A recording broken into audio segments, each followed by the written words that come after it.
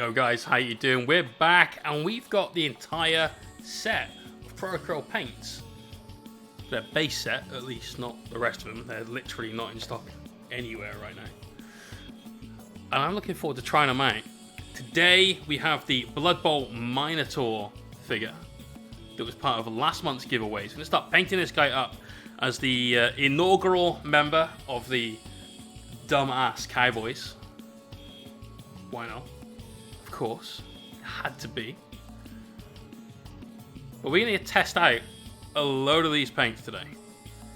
For this model and for the other model from last month's giveaway, the Armiger, who is currently in a box, mostly assembled. We're going to use nothing but Protocol paints where we can. Now there's no metallics in this set. And I know I probably want to do gold trim on that guy, and I'm not doing non-metallic gold. Though I am going to give it a little bit of a go doing some non-metallic silver on this guy. Hobo J! Hey. How you doing, brother? Love this model. Hope you're well, Breadbin. Me Breadbin. You too, brethren. How's it going, bro? Good to see you here. Yeah, we're trying out new paint. We're going to do a little bit of NMM at some point. It'll be pretty, like, gangster NMM. It's not going to be like, oh my god, look at those super smooth transitions. It's going to be, yes, it's definitely, you've used grey and white and black. Meaty hooks. Brother, I'm really sorry to hear that, man.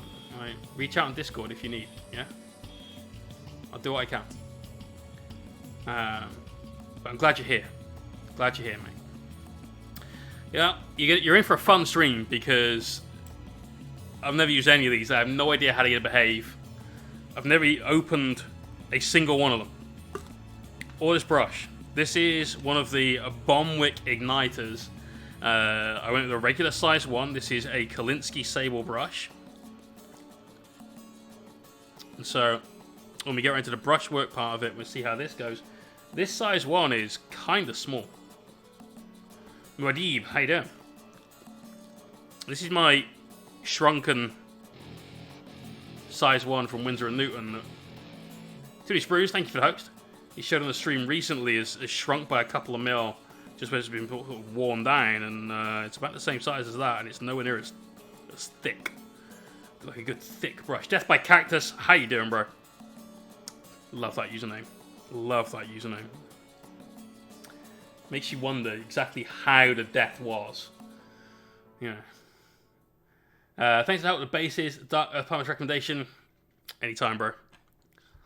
Anytime. So when we get to the brush area of the video, we're going to try out... This feels weird. It's very light. It sounds dumb. There's only a couple of grams in it, obviously. But this feels so light in comparison. I wonder if they've got hollow handles like those Artist Opus brushes. If we don't get on with it, we'll find out. You know. Been there, done that. So let's see what these paints are like. I don't know if they've got seals in them. I do know that inside this box, they came in a series of Ziploc bags. And whichever poor motherfucker has got the job of putting these into the bags, that they barely fit upright in the bag. And so, you know, that's a thankless task right there. Hell no. Never used before kit. What could go wrong? Fucking everything.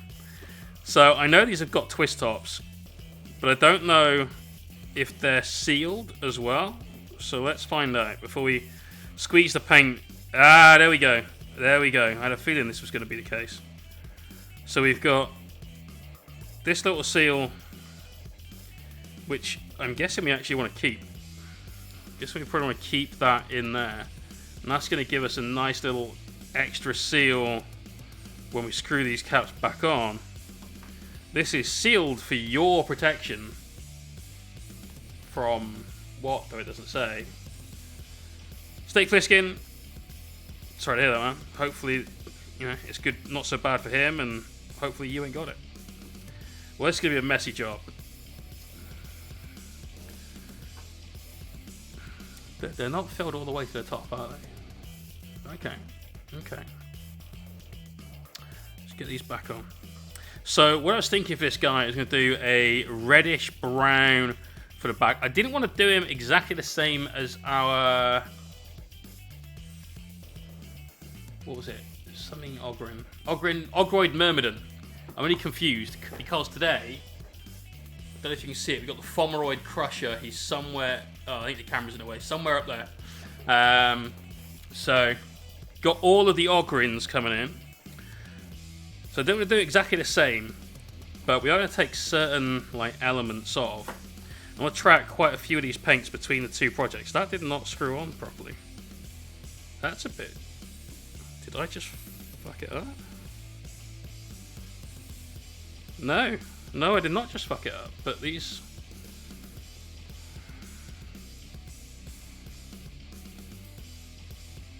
Okay.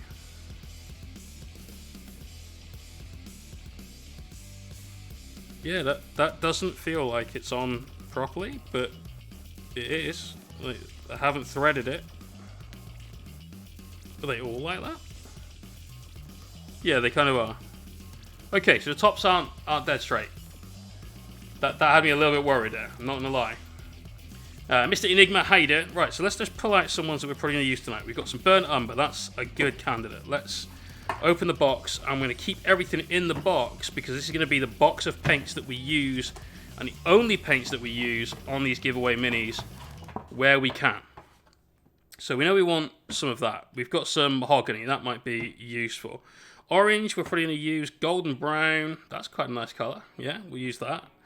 We've got a little bit of yellow, which we won't use. We won't use yellow. It won't go that bright. We will use some red, though, I imagine. Bloody, bold, Pyrrole red. Easy to say than some of the GW paints. I'm going to use the purple. Actually, we're going to put that in the pot. We won't use the blues tonight. We're going to need those when we do the freehand for the Dumbass Cowboys logo. Burnt red, yeah, why not? Coal black. We need a black. We're probably going to need a white. This is ivory, which we might need. We've got white. Bold titanium white. We've got a white. This is a really sick colour. This we'll use instead of the purple. Green and green camo, they look cool, but not for today. We've got some light umber, some flesh, they might get used. Bright warm grey, bright ivory.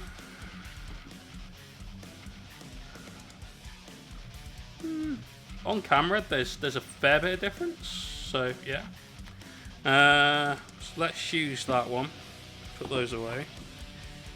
Probably use that or that grey either today. So we've got half of the paints out. That's a good start. And I'm feeling like we've got the right things to do this with. So let's just keep prepping them. So we've got dark umber, which we've prepped. Now we've got to get through the rest of these. Darker Design, how you doing, bro? You've played some XCOM 2. I haven't played XCOM 2. I played the first one. In fact, I played all of the old XCOM games where it had just isometric design. They were cool. They were good. I enjoyed those.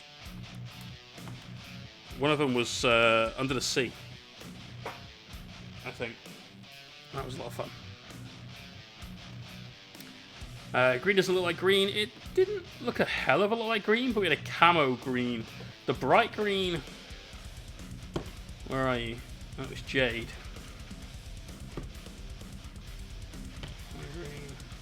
Bright green. Yeah, on camera, green and blues occasionally have a bit of a weird time. But in person, it's a very bright green. We're not talking like necrotite green, but we're nice, bright colours. Terror from the Deep. My God. Yeah, that was it, man. That was it. That was way. Whoa, that's a pink. It's definitely some sort of flesh color. That. Wow, that's Miss Piggy's. I mean, what tan is all I've got to ask about this one. There's no tan to that flesh. That's...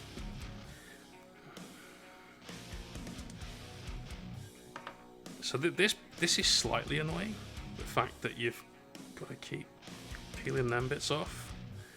But I'm guessing I really kind of want to keep those bits. I'm hoping this black is as good as Thramar Black. I've got my delivery from Firestorm Games in today, and a delivery from Element Games in today, and all I can say is Amazon Logistics, you guys are still as shit as you've ever been. Please change. Once again, they got to my front door, and not only decided, nah, fuck it, knock-ins for losers, they also didn't post anything through the door. They put on the tracking information that my parcel had been put in a safe place. By safe place, they mean my doorstep. They obviously looked around and went, you live in a nice enough area? Yeah? Ooh, this one stayed in. Can't see too many teeths. And so, fuck it. Doorstep it is. Enjoy, bro. Or whoever it is that just picks up your shit. So yeah, thanks very much, Amazon Logistics.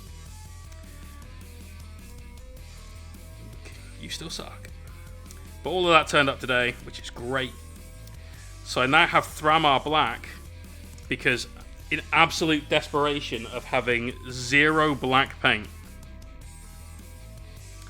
I bought some Vallejo black paint. Frog Lane Studio! How you doing, bro? How is your stream? I did see you on earlier. What were you up to today? Mr. Ingman says, finally home, got so many deliveries to open. I don't start because I end up awake all night playing with plastic. No. The gods of plastic crack demand that you open your newest sacrifices and at least put a picture of all the crazy shit you've got in the whip later on. So who we got here? We've got Atlantis 3210, Froglane Studio, Psychotic 45. I'm here because you're testing a Pro Acryl. Steiner, how you doing, bros? Get some shout outs for these epic streamers. The unlimited potential, absolutely. The pile of unlimited potential. The pile of opportunity. That's a fucking red. It's washed out a bit on film, but that is red.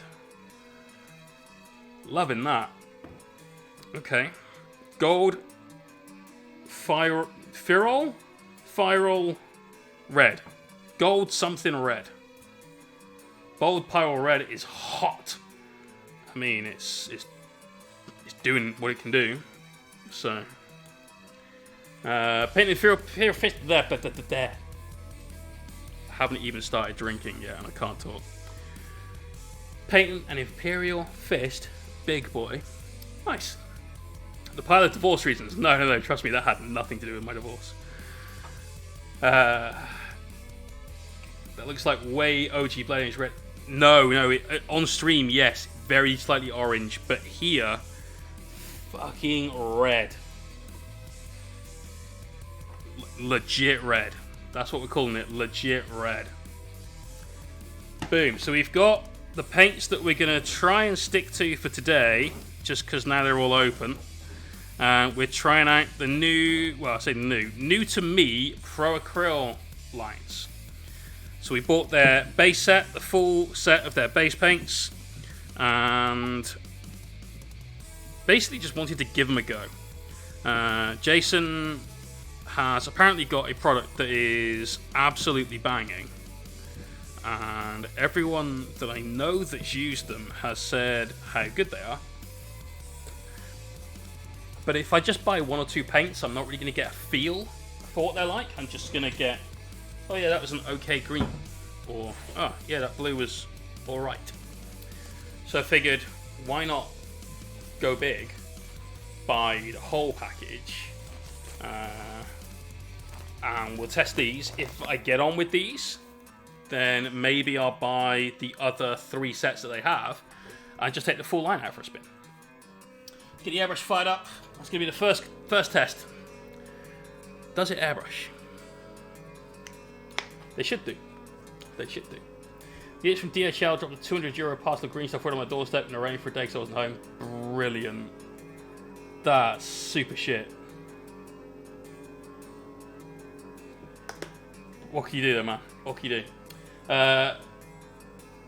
Prometheus OG. Yesterday I knocked out my one model pile of potential. Today I added the Beastgrave box to it. Newer to the hobby, so that pile is still small. Just you wait, bro. Just you wait. that pile will grow. Is that red like dragon blood from eye paint? Couldn't tell you. I literally only use the eye painted washes. The paints are fucking terrible. Warmaster Paints, thank you for the follow. I like some of their hues, however, I really dislike how thick they are. It's like painting with custard. It's worse than Scale 75 paints, because at least the Scale paints have got a great finish when you finish with it. The Army Painter paints are a bit, meh. Right, let's see what we're at. We're going to start off with Dark Umber or Mahogany. No, we want a red brown. Let's start off with Mahogany over black. See what we get. So with these, you kind of twist this bit, and is it idiot proof? Yes, this is idiot proof. So far, we're gonna go 1-to-1 with some flow improver. Ooh.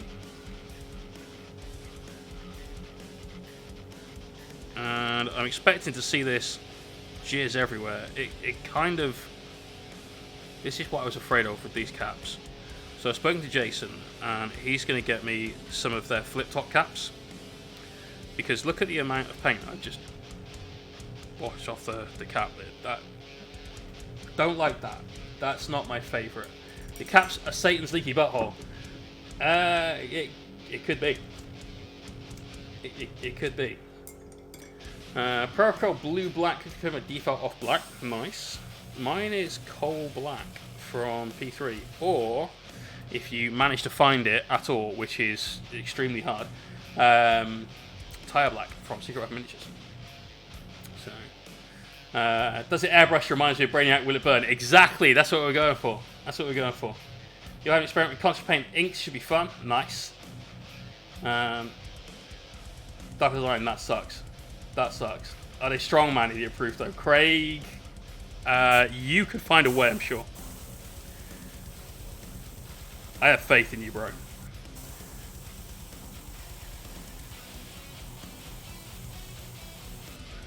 That's a nice tone. That's a really nice tone. We're gonna give this a good all over. We're gonna hit all of the skin tone areas with it. Front, back. It's all good.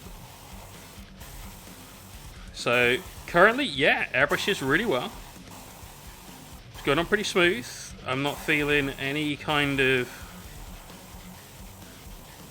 real resistance. It's not like it's a very thick, clumpy paint. So small trigger pulls, and we're getting good amounts of paint coming through. Coverage is good. Covers pretty well. Yeah, can't be mad about this.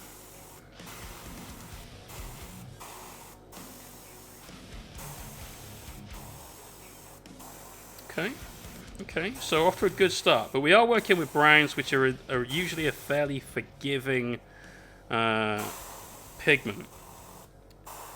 Obviously, they're made up of everything, so they've usually got decent coverage and decent stick, and that's why sometimes doing red, we'll use brown as a base coat and work up like we did on the Invicta Claws. That's a good example of that. So, yeah, okay. Digging this.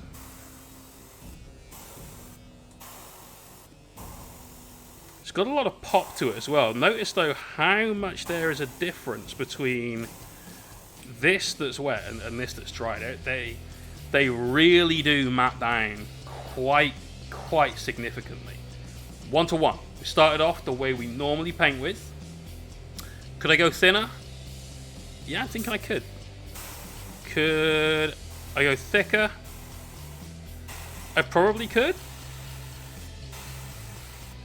But this is behaving exactly the same way that the stuff I use from P3 behaves. So I'm really okay with this viscosity right now. But you can see here there's a very large difference, more than I'd expect, between our wet and our dry. So these are definitely a range of paints that you're going to want to do a test mini with, rather than just like, yeah, I like this color, what's it like, and then cool, I batch paint everything, because when you get back to the first mini, it might look very different. And I know that's always the way, but I feel it's slightly more here than with other paints that I've used. Certainly, whilst it's wet and glossy, the red aspect of this comes out a lot more, and it looks a little bit like the cow from The Laughing Cow. That's it. Whereas this is definitely just brown, just a good dark brown. So we'll give it another couple of passes, see if we can get the red to come out of it a little bit more. But otherwise, happy enough so far. Tilt's doing okay. Doing okay.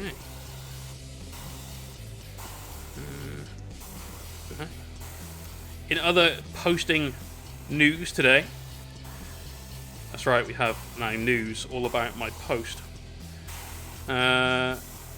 My beer delivery that I ordered before Christmas, which was apparently damaged by Yodel and therefore stuck at Yodel's depot just up the road in Gloucester, eventually turned up. It was reshipped yesterday, got here today, and Beerhawk, the company I bought it from, literally shipped it twice. Not we shipped it the first lot and now we're shipping it again, but literally sent me 2 new packages yesterday. So I bought 3 bottles of beer. They were £20 a bottle. It's the best beer in the world, and it's so hard to get. I was okay with paying that with it. I wouldn't have bought many. You know, it's expensive. It's a definite luxury thing, but it's okay with it. Getting it for £10 a bottle, I'm over the fucking moon. Alright, let's let that dry out. So we've given that a good sort of 3 passes all over. In fact, we've emptied the airbrush cup pretty much. And we put 6 drops of paint in. We're trying to retain this red. So we've gone a little thicker than we would normally have done, because we've done extra passes. Not that that's going to obscure any of the detail. You know, none of this is going to get blown out by this at all. But just to see what's what. I've got a feeling, though, it's still going to dry that same dark brown. We're not going to get any of that red coming through. So, let's give it a shot.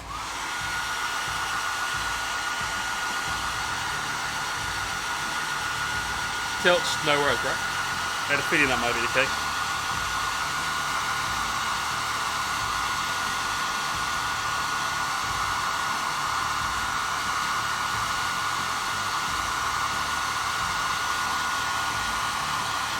Yep, we've got a really nice brown,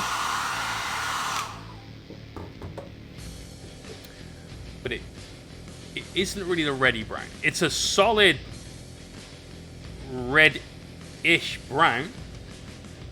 You know, I can see this being perfect for like non-Caucasian flesh tones,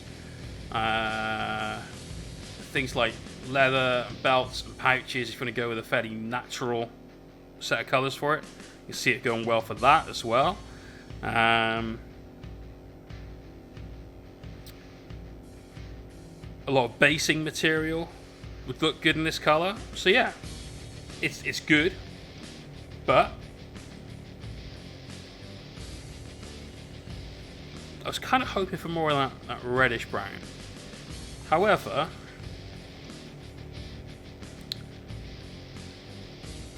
yeah, see, even the paint is definitely more reddish brown. So that's a little misleading. Now, admittedly, this is a black undercoat, and therefore that's kind of taking it over a little bit. But, okay.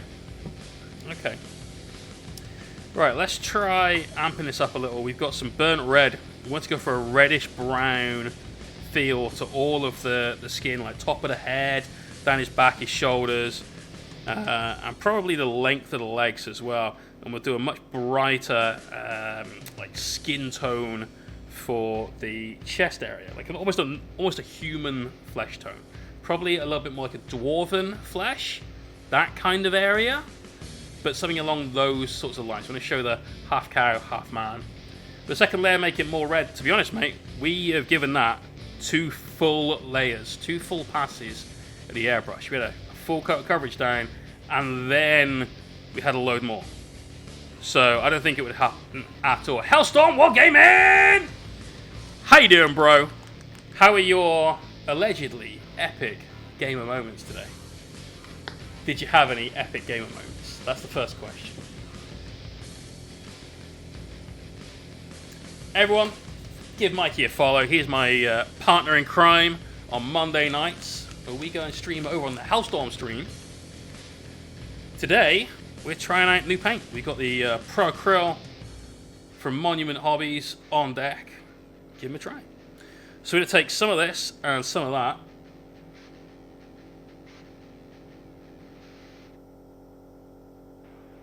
Yeah, really not a humongous fan of these caps. If we do that, yeah, we still got a big glob of paint.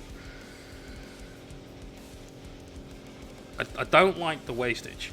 I know it's not a lot, but imagine I'd used this paint 100 times. That's a lot of paint by the time we get to the end of it. We're going in 50-50 with the burnt red to see what this does to it. Apparently he had no deaths. In what? No deaths in what? Because if he was playing Pac-Man, holy shit, man, that's impressive.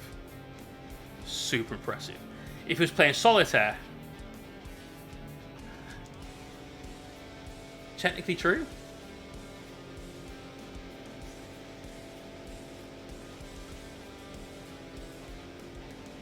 Is this one going to be the same? Is this one going to shut? It does shut. Yeah. Yeah, still not loving that, but never mind.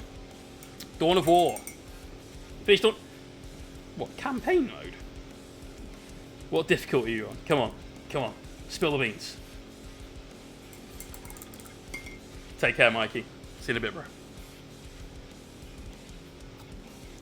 Hard mode, not bad, dude, not bad. I haven't played Dawn of War in a very long time. In fact, that's a lie. I put it on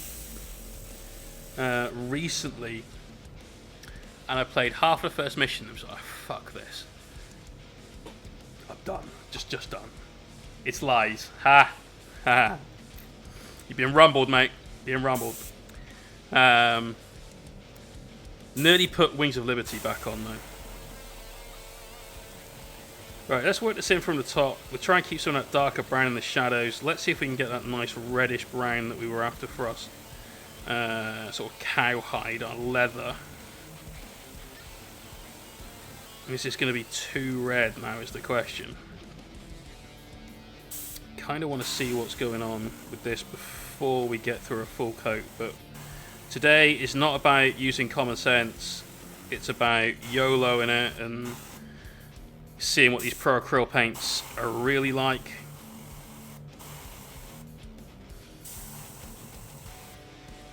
Looks like he's kind of been through the abattoir just head first, you know. So here's a complete StarCraft 2, which let me on top to you. Well, it's a single unit, to be fair. Fuck that noise. Even when I was playing it, and we were trying to be competitive, and doing an okay job of being competitive on the lower leagues, you know. I was still, you know, platinum, high plat, but just nothing in comparison to anybody else that was playing at a diamond level and above. Even then, I had nothing like that macro skill. Sorry, that micro skill. This is coming out a little bit more brown. think the red was a little bit too bold, though. So, weirdly, I know I could have gotten away with this using Cador Red and Battlefield Brown from P3. So, just goes to show that these paints have got a very different makeup to them. We'll bring this back with some washes, though, and obviously we're going to have to make our washes from the Pro Acrylic paints that we've got. So it's one of the reasons why we're trying to sort of stick to just this range. We want to see the full length and breadth of what you can do with these bad boys. Whether we can glaze them, whether we can wash with them, you know. We've got to get all those transparent paints, or can we just work with what we've got? Let's find out. Let's find out together, shall we?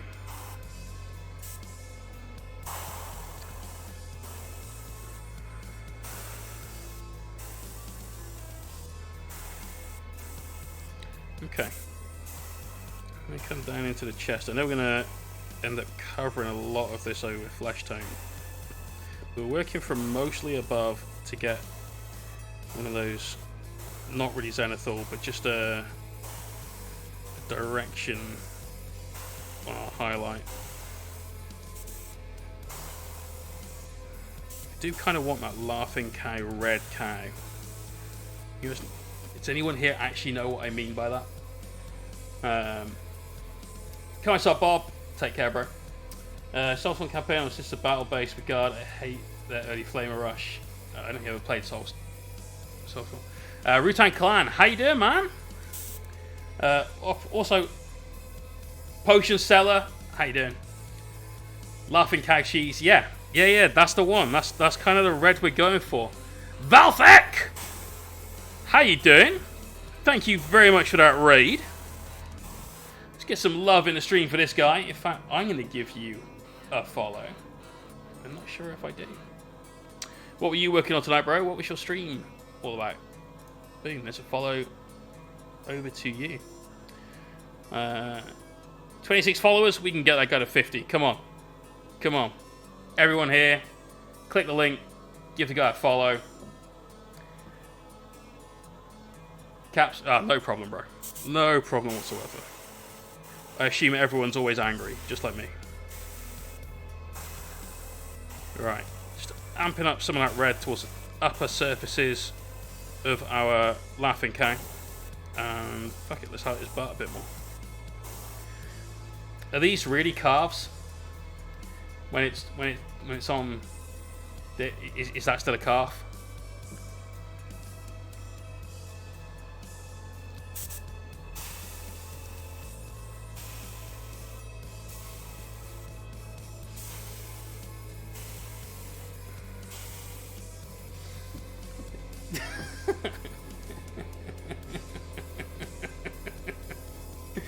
Oh god, you guys are great. It's playing an old confrontation mini, a mid-nor Hydra Warrior. Okay, dude. If you want to show that off, exclamation point whip or exclamation point Discord, go and pop that in the work in progress gallery once you've taken some pics. We'll take a look at it later on. Right, I'm just going to flush most of this out. It's a little bit too red. But let's also grab the hairdryer and nuke this with that a little. See what the deal is here. If that was a stream before last year, well, you're doing well then, dude. You're doing well. Two sprues, you've absolutely got to fix that. How dare you? How dare you? Get in there. So, it's actually nowhere near as red at all. These paints are confusing as fuck. So that looked extremely red a minute ago. So this is part of the learning curve with any new product, is how they behave wet versus what they look like dry, what your dry times are, what your curing times are, all this sort of thing. Obviously, we can push this a lot more with wet paint, knowing it will matte down. And it's still a little satin. some of that will be the flow improver. All right, just bear that in mind. Some of that will be the flow improver. And Tunic Spruce, all paint does.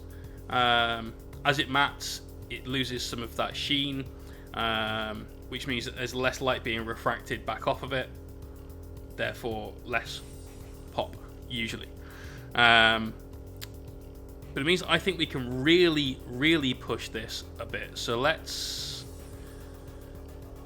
still some of that in there. Let's check it out if we add in some of this. Now this might be a step too far. This could definitely be a step too far. And if it is, we'll roll with it and we'll see how we go. But let's give it a shot. As we say a lot here, what's the worst thing that can happen? We just paint over a bit of our mini afterwards. It doesn't matter. It doesn't matter. Give it a bright smile at the cheese. Absolutely, bro. This is super red. Super, super red. Okay. We've discovered a hazard. You could pinch your fingers or glove when putting the paint cap back on. Comradeson, how you doing? And Tunic Spruce, this is when Jay knew he fucked up. Could be. We'll see, it could happen if you break a piece. Yeah, but if you break a piece, you're probably going to anyway, so, you know, don't stress. Right. Let's check this shit out. It's very red. God, that's definitely going to be too red, but we're going to go on thin with it, and we're kind of glaze this into some of our bright areas, such as, for instance, top of his head. So we're still working up that highlight pass with what we've got. And on stream, that's undeniably red. But I'm thinking that this will matte down, darken down, and we might end up with what we were after.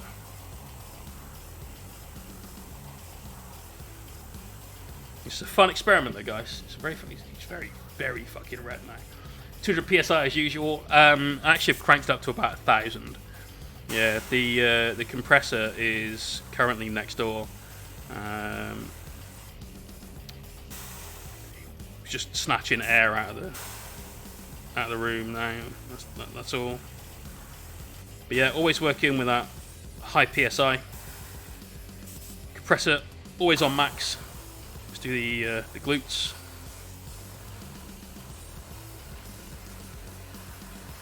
Just try and get a little bit of separation on the calves there.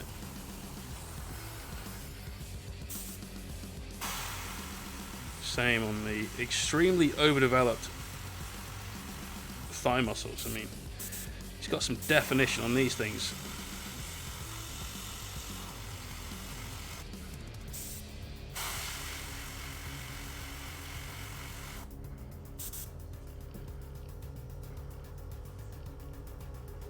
See, it's red, but it's kind of still laughing cow. That's, you know.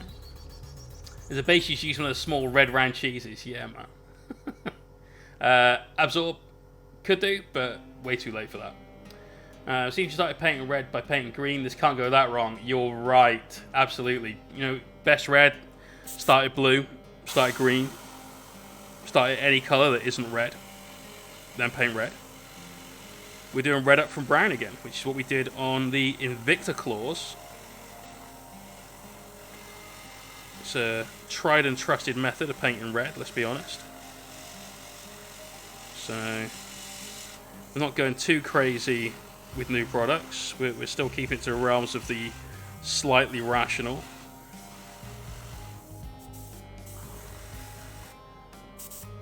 Slightly rational. It's still me. It's going to be a little bit fucking crazy.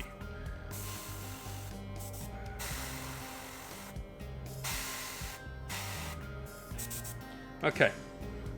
Hair dry this down. Let's see what we got. There is no cow level. There's no cow level.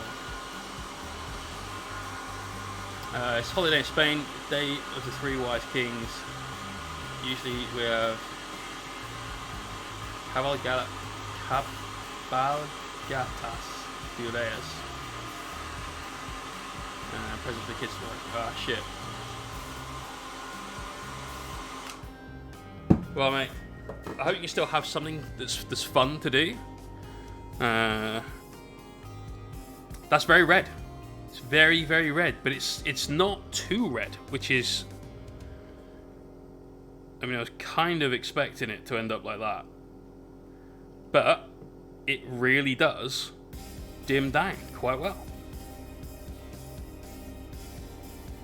If playing Slaves to Darkness, kind of different faction units, and how far can I go? Jake has answered that question. I have no idea, mate. You ask me any question about competitive 40k and I'll give you a good answer. I have a cool idea when it comes to Age of Sigmar. I like the minis. That's all I've got for you, I'm afraid. Yeah, I know nothing, dude. Sorry. If anyone in the chat, however, knows... Let's see. We got Crownblade. He'd be in a position to know. Hobo J, you literally should be able to answer this man. I'll just supervise the Age of Sigmar question answering section. That's what I'll do. That'll be my contribution, my valuable contribution to the stream at this point, is finding somebody else to answer your question.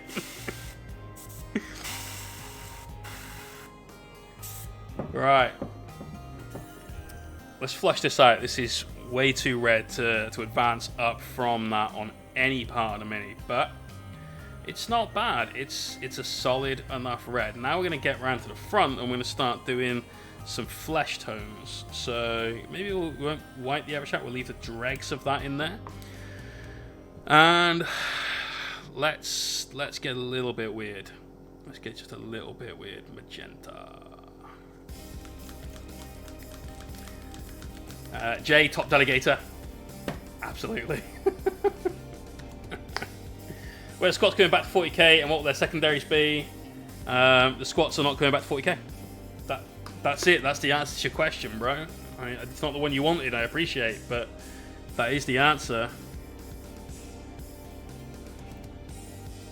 Again, not loving the fucking finish with your paint, keep a paper towel handy, wipe the paint off the pot. That's not my favourite. Right, so this should give us a really, really reddish pink.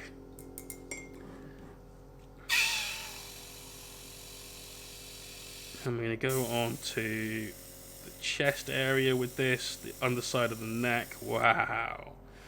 Okay, there could be some power behind this. So we're working from like side on because we want to preserve some of that shadow. And we're working real soft, so very, very little amount of paint coming out. This is mostly air. And as you can see, this is mostly bright pink. Like, damn! Bright pink. How do you feel about the Demiurge? I feel they're probably not coming back. Demiurge are like the weird kind of squats that people see in the lore and get super excited because they think squats are coming back. I can't see it. I just can't see it. I think stuff like that, like squats, zotes, all these things, the specialist games are really, really good places for them. But I can't really see them as a fully fledged army back in 40k. For similar reasons, I can't see things like Chaos Dwarfs coming back to Fantasy. You know.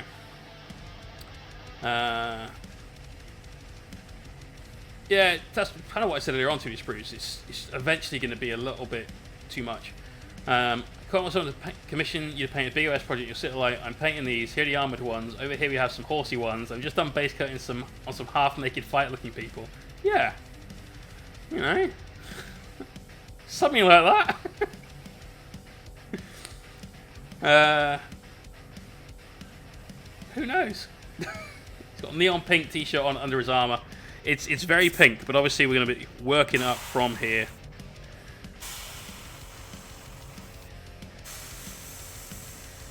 We want the flesh to be very different from like the hide. And so this is definitely one way of doing it, is going super bright. We're going to work this up to more of a human skin style finish. I figured we'd start here. So we're coming in for a second pass now on some of these areas, just to really, really up that effect. Very bright there in the chest. They keep it still relatively muted under the jaw, like the bottom of the head. But the reason we're using pink is so we can come in with like tan colours later on, and there'll still be a little bit of vibrancy and warmth to this, rather than it being, oh look, you've kind of painted him human skin colour and that's all you've done, you know. We should have just not short humans and had anything. Yeah. I can't really I just don't see it happening. Because unless they brought back squats as squats, there'd be too many people just crying on the internet about how they played squats in 2nd edition, yet most of them will only be like 17. You know. He's got a farmer's tan, alright? Leave it out. You got faith in Chaos Dwarfs? No. You can't release Chaos Dwarfs without completely redoing them. Now, they did do some plastic Chaos Dwarfs on a war machine in Fantasy. I can't remember.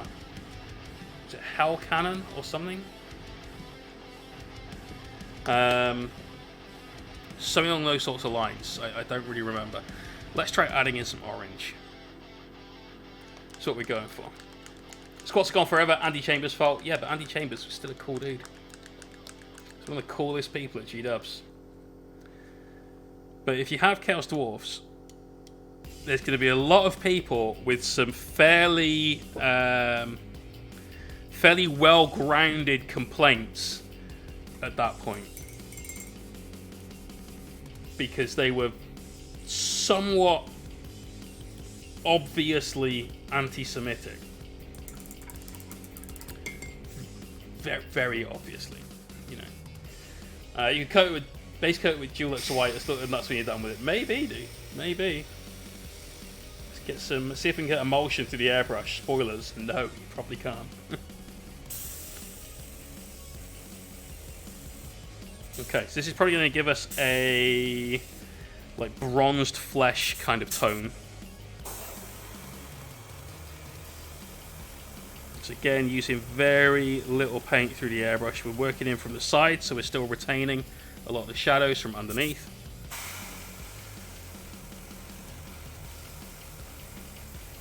And then we'll work this up with some tan. So it's got good coverage, this orange.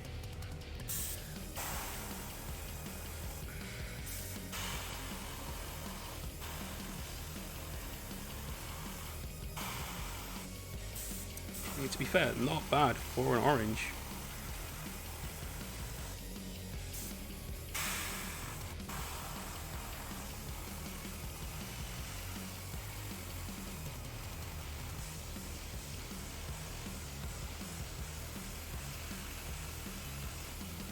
Get up in there under the chin, get those jaw lines built up a bit.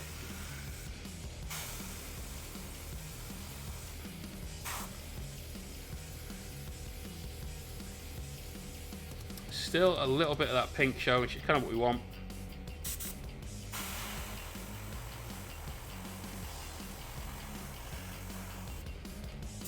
quite get clear as I want to just underneath his arm here, but I think we just managed it. This is a very sort of almost fluoro orange whilst it's wet like this, so interesting to see what it dries like. But it's doing what I was hoping it was going to do,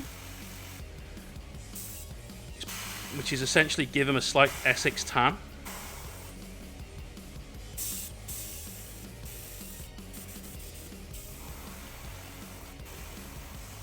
Although that was weird. Despite mixing my paint quite well, I did just end up with what was clearly a lump of pink to the end of the nozzle, because that just painted everything pink, and then we're straight back to orange. Got a little desaturation coming there on the head, so let's just bring this up just a touch more. Obviously, faces still great focal points for miniatures, especially when they're rampaging cheese cows. What was the name of the cheese? Was it Lucky Cow? It was, wasn't it, right? People are idiots? Yes. Even without the second half of the sentence, yes. Less Gundam and more, which is crazy for Xenos and whatever shit overplaying them. Give me more battle suits. I want all of the Gundam. Full Gundam army. That's what we want. First of all, with Might Emulsion, it was an Apollo 1 rocket and I was 5. Nice. Nice. What range is this model from? This is Blood Bowl. You're absolutely right, Valtech. Blood Bowl Minotaur. You're moving his tan around the country. Yeah, for sure. The Laughing Cow, that's what we're going for. The Laughing Cow from the Dull-Ass Cowboys, or the Dumb-Ass Cowboys. Probably the Dumb-Ass Cowboys, that'll be the team name.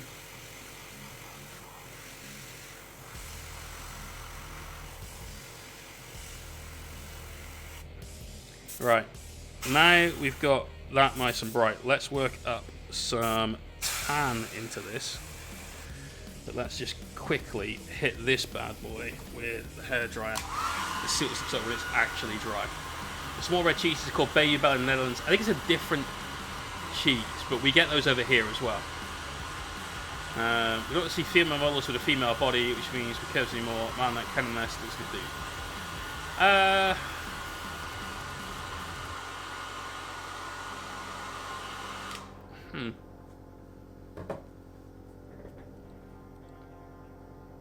So that doesn't look too bad.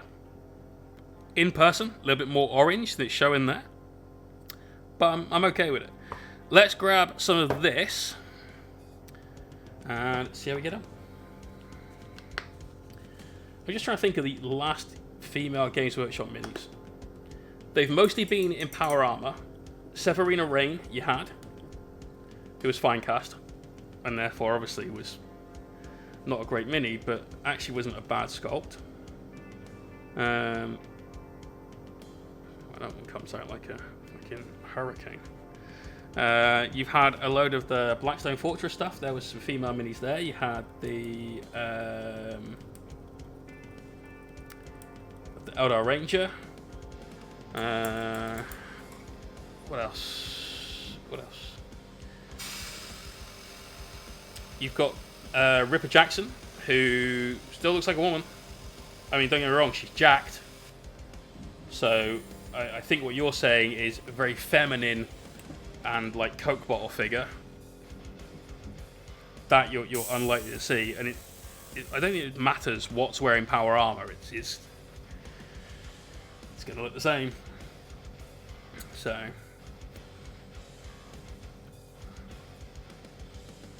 Right, let's try this one then. So we're coming from a bit more of a steep angle. Let's try and build some much more skin tone like highlights on this. And we've got a skin tone. That's definitely a skin tone. No, not the background. The big mini in the foreground, please. That guy, yeah, you've got it. So that is definitely a skin tone we're working with now. So this is good.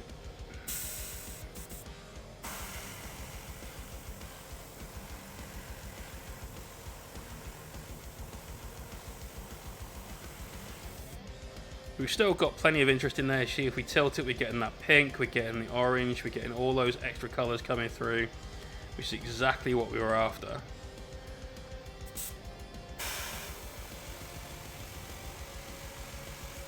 So, I'm thinking this is good.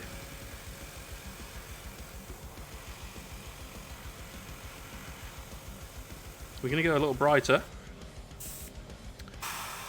I'm going to use this to pop out some of the larger muscle groups around the chest. He's got these massive, massive boulder-like abs that obviously need to have some work done on him, you know. So let's flush the majority of this through, and looking at what we've got here, we've got two choices. We either go bright ivory or we go golden brown. It's probably got a texture like sun. Let's go the ivory route. See what happens. I feel that see what happens is basically going to be the catchphrase of this evening. Let's just see what happens. But so far, I'm good with these paints.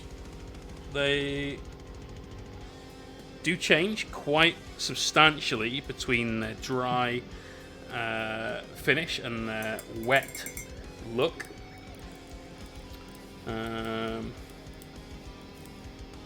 But so far, yeah, an hour in, the consistency is good, the coverage is really good. Like, they've got the pigment strength. It's just, I feel with these specifically, there is a learning curve. You have to learn a bit about the paints that you are using. Let's just piss with this. There you go. That's much, much better. Much, much more like what we've actually got here. So let's just try and exaggerate some of these muscle bellies a little bit. So hitting the edge of the pecs. Get in on some of these abdominal muscles.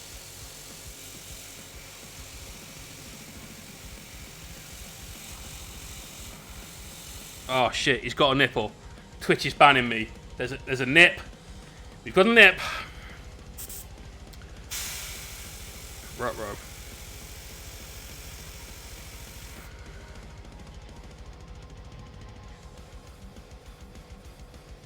But that's a solid flesh tone. It's a boy nip, you're fine. How do we know?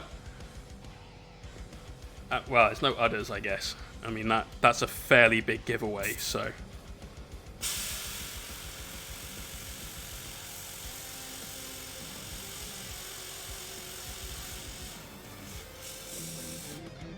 Dirty habit! Oh, nip slip.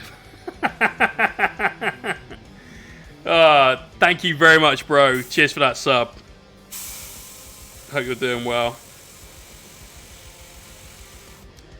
Rifkan, hello. Just got here. What paint we use today? We're testing out the starter set of Pro Acryl. So these have been made available from Element Games recently, and there's been a lot of I would say issues, but obviously with COVID and getting them from the other side of the world and everything else, there's been a little bit of a delay getting some of the stock over here.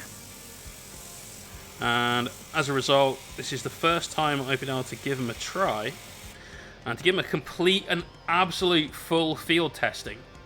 We're painting both of the giveaway minis from last month using literally nothing but Pro Acryl paints where I can. So assuming I want to use gold or something that doesn't come in the starter set, then I will grab gold off the shelf, but otherwise we're going to use just these paints. Which means we've got a little bit of quasi non-metallic metal stuff going on, but it won't be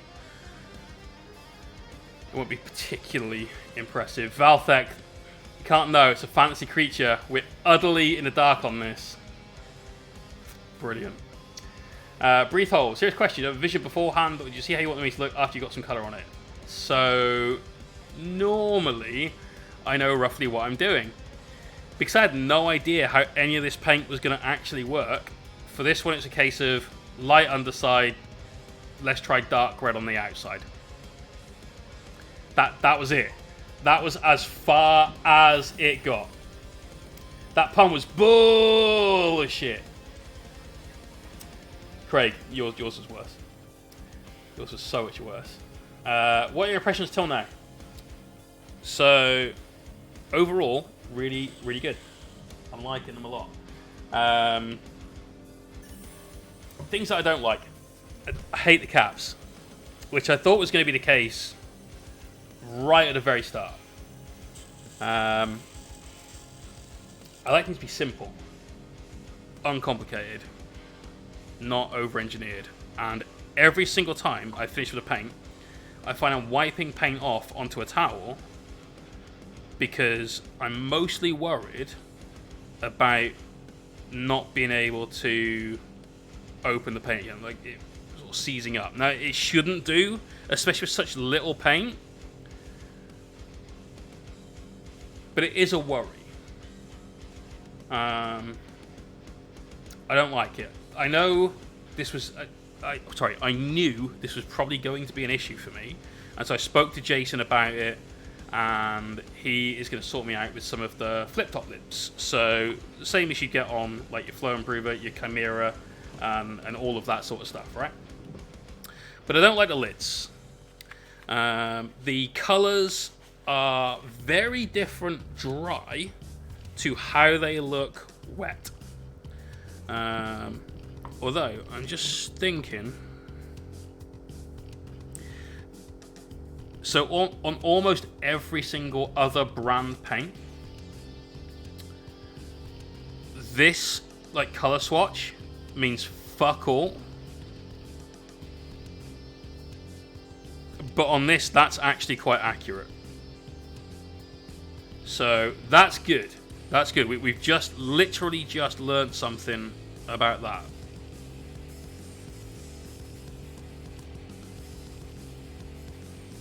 So yeah, okay, that's useful. I like that. It does mean you can't really tell by just the paint in the bottle how it's going to go, though. So, yeah, Peg Leg, they do. That was going to be their Series 2.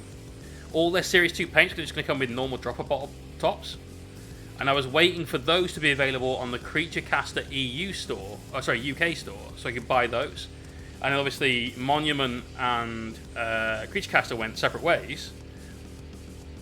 So we ended up in a kind of limbo where that wasn't on the cards. Let's just refocus the camera a little bit to up here, please. There you go, a bit more comfortable for you to hold the Mini. So we've got good flesh tones, we've got some nice reds for this reddish brown. Now obviously what we need to do is get a wash on this guy. And so we're going to knock off the airbrush for a bit. We'll get a wash down. Then we'll look at some highlights. We're going to try and make a wash out of these paints. To cry some more! Glad to be here, mate. Keep it up. We're going to try, man. We're going to try. Thank you very much for that subscription. Really appreciate it, bro. So I said I'd use the Pro Acryl brushes when we got to the brush stage, but I don't want to use a Kolinsky brush to create and slap a wash on. So that's a no. What I am going to do, though, is I bought one of their synthetic ones a while back. I actually quite like using this for recessed shades. As you can see, this stains really fucking easy. I haven't bothered with any brush soap on it because it's synthetic, but yeah, that's something to know. This is their size 2. Again, if we compare their size 2 artillery brush to a size 1 Kolinsky Sable Winsor & Newton, there's still more belly on this. Like the body is thick, 2 C's. And originally this would have been ever so slightly shorter than their size 2. So brush-wise, I'm still leaning, without having tried it, still leaning towards my Winsor & Newtons. Also, like I said earlier on, this is ever so slightly heavier than this. Heavy is good, heavy is reliable.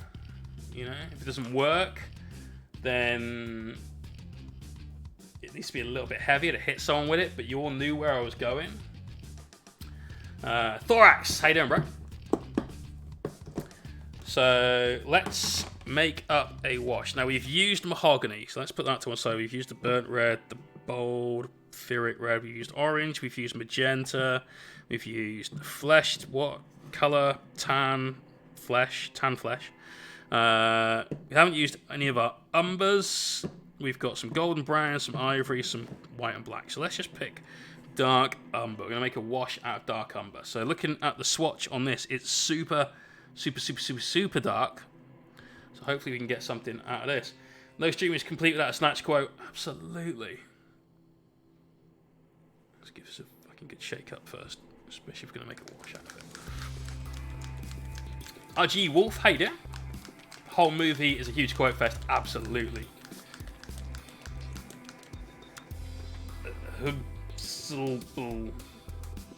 HB, what up? That's what we're going with. Right, let's just use water. Just thin it with water. See what the deal is. And we're going to go like 4-1. You know, 3-1. And remember, we're trying to make a wash, and I want to try and turn this into an all-over wash rather than a recessed shade. So this needs to be thin, but not necessarily a glaze. It's still going to have the power in the recesses, and we're using the artillery bomb wick brush. And let's paint this on around here. That's pulling up quite a lot. So we're going to end up having to do a bit more of a recessed shade with that than I wanted. But to be fair, we're not using wash medium. We're not using a product that's been specifically formulated to sit in recesses and chill out rather than anything else. I'm going to clean the brush. And we'll come back in and we'll just remove some of that from the surfaces there.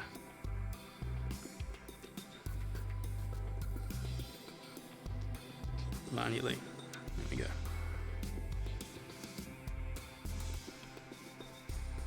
We still want those separations in our muscle groups there. This guy's got some severely overdeveloped fucking obliques though, man.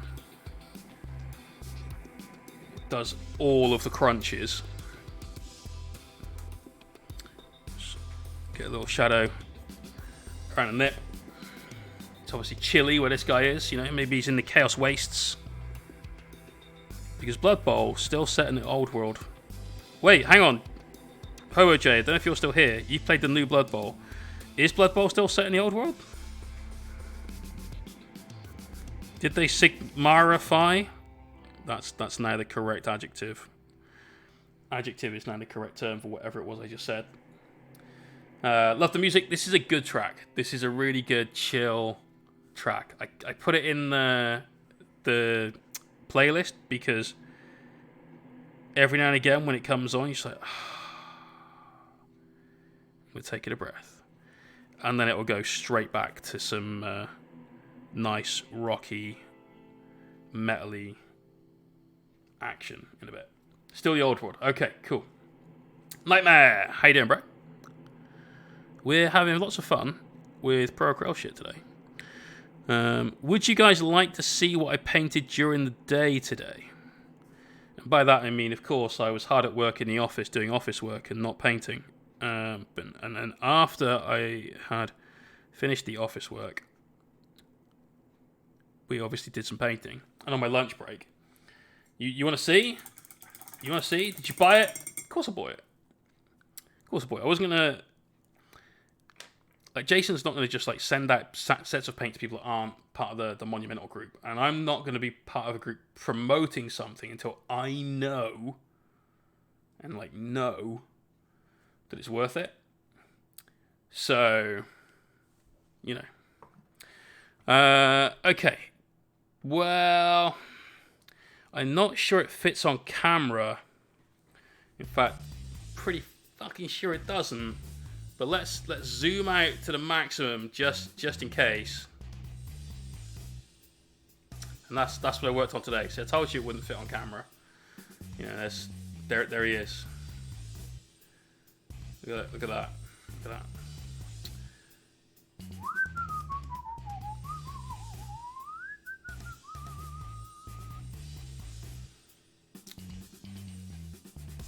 This is sincerely the best mini that GW make. Gasgol's cool, he's pretty, he's a beast. But this guy is absolutely the nuts. Finished filming every single part of this guy. We've got one video up on Patreon, Patreon, for the first part of the video, which is how to do the skin and the corruption.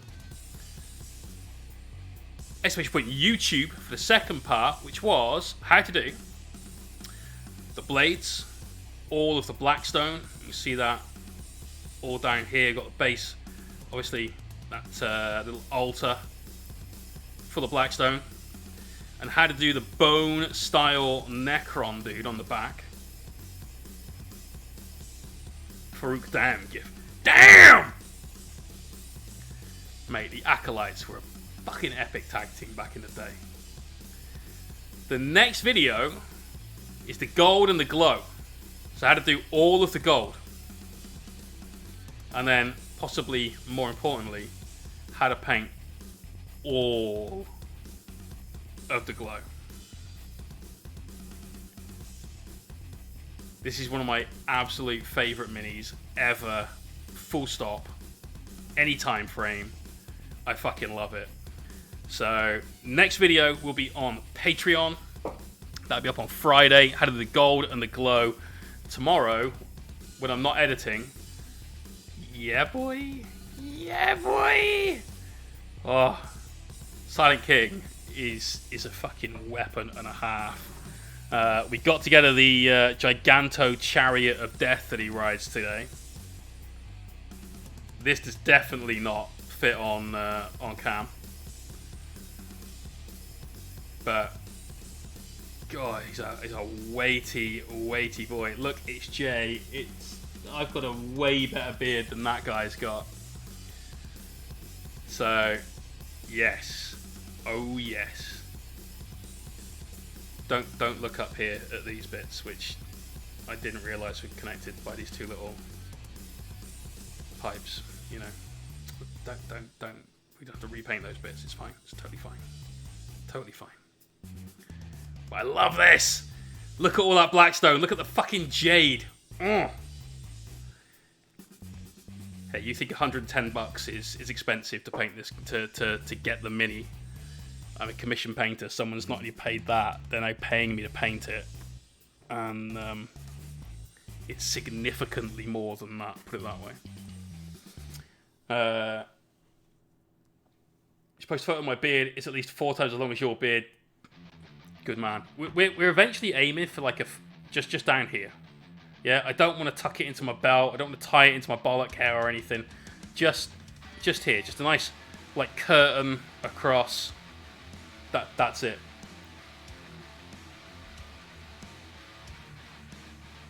Toonie Spruce, absolutely. This guy is the little face on the plinth. You know. Right. Let's get back to it. That has dried really nicely, though.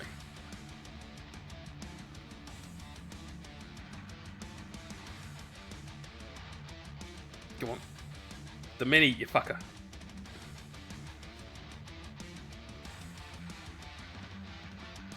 There we go. Thank you, mate. That's a beautiful compliment. Much appreciated, man. The infamous nerd. So, could you mount on a spring and bobblehead it? Tempting. Tempting. Twatting. It would be fun. It would be fun. Client would be less than amused, I feel. Rifkan! Cheers for the follow. Nightmare, gotta step outside, do some zenithal black, grey and white and some underpaint. Nice, bro. Very nice. How am I not following you? Because you just haven't pressed the button. If anyone else hasn't pressed the button, I'm hoping to break 3,000 followers by the time it's a stream birthday. I eventually managed to find out how to get the exact number. Eventually. And yeah, we're not that far off. We're a good solid 90-something% of the way. But Stream birthday is in April, and trust me, you want to be here for it. You want to be here for it, because last year we gave away a Chaos Knight. Well, we raffled off a Chaos Knight. Put it that way. This year we're doing something different, and we're doing something at the same time both bigger and smaller. This was the night we gave away. That was one of about 10 prizes we ended up giving away. And a lot of them were epic. There was painting lessons that we gave away. There was any single super heavy kit from GW's website. It was good. It was fucking madness, and it was good. But if I grew my beard into my pubes and played my ponytail into my arse hair, it'd be good for my posture, because if I lean too far forwards or back, it would hurt like that. Great. And how did that work out for you, Des?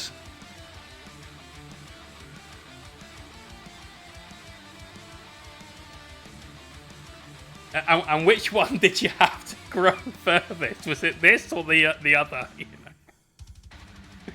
Currently reading thousands of sounds from the Heresy series. Finally introduced to Minotaur at the trial of Magnus. He's a bit of a shit. Magnus is a whingy cunt. Sorry, Minotaur. Well, I'm Magnus, actually. Yeah. But Mortarion is just a bit of a bitch. He's just got this permanent, well, you know, I was going to save my world, and Daddy was just an arse.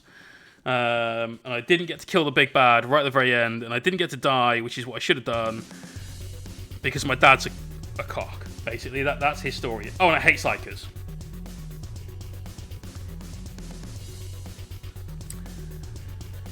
It's a shame. It's a shame. Name a Primarch that isn't a bit of a shit. Sanguinius. Sanguinius is... I've just finished listening. I've got a lot of audio. Got into audiobooks in a big way when we started doing commission work full-time. Because if I watch a TV show or Netflix series or battle reports or whatever, I watch it and I don't paint as much. So I found I was being less productive. And so this is not working on any of the dark areas. So we're coming with a darker version. We're mixing some of the black for that to get a really, really dark wash. But Sanguinius is in Saturnine a lot. And I don't want to give any spoilers away, so I won't talk about the story. Because the story's epic. It's... God almighty, the Siege of Terror books are brilliant. The Horus Heresy stuff is great, and the Siege of Terror books just piss all over it. They're amazing. You've got nothing but Primarchs having chats with each other, doing Primarchy things, which is exactly what you wanted out of the Heresy books, and now it's all here all the time. It's awesome. And Sanguinius basically cries throughout most of the book. He has a bit of a grizzle. And sometimes it's on the defences in front of his men. And at that point, I can't back him. I just can't. You have to present this unshakable sort of vision, and you're just having a bit of a cry. So, yeah. Perturabo, great. Dawn. Too Many Sprues, absolutely nailed it. Dawn is probably the most solid dude. Too Many Sprues, I'd be down. I would be down. If you could find a good Dawn model, because the Forge World one, I don't like it very much. I just don't like it. The Lion, sat in his bunker under the rock. writing some poetry. Can't back him. Can't back him as Primarch #1, despite the fact he's legitimately Primarch #1. Right, let's just take some black, and we'll mix that into our wash. We're going for a really dark brown, but I do like the way that has worked as a wash, so we're okay with it. So far, the utility of these paints is good. It's good. Still obviously working for recess shades rather than do like an all-over wash, see where it lands, but we can deal with that quite happily. And as far as the brushes go in this not sable brush, synthetic brush, that's the word I was looking for, they're actually okay. They really are alright. I'm never going to say they're as good as a sable brush, because that would be actual just bullshit of the highest order. But for washes, I've started liking using it for pin washing, because one of the reasons why a sable brush is usually better than a synthetic brush is because of the capillary action of the hair. So sable brush is real hair. If anyone didn't know, it's basically hair from the tail of what's basically a Russian ferret. Okay, basically. Is that 100% correct? No, but it's kind of close. And because it's real hair, it has certain properties that you won't get in a synthetic brush like this, which is made of, I don't know, fucking nylon or something, right?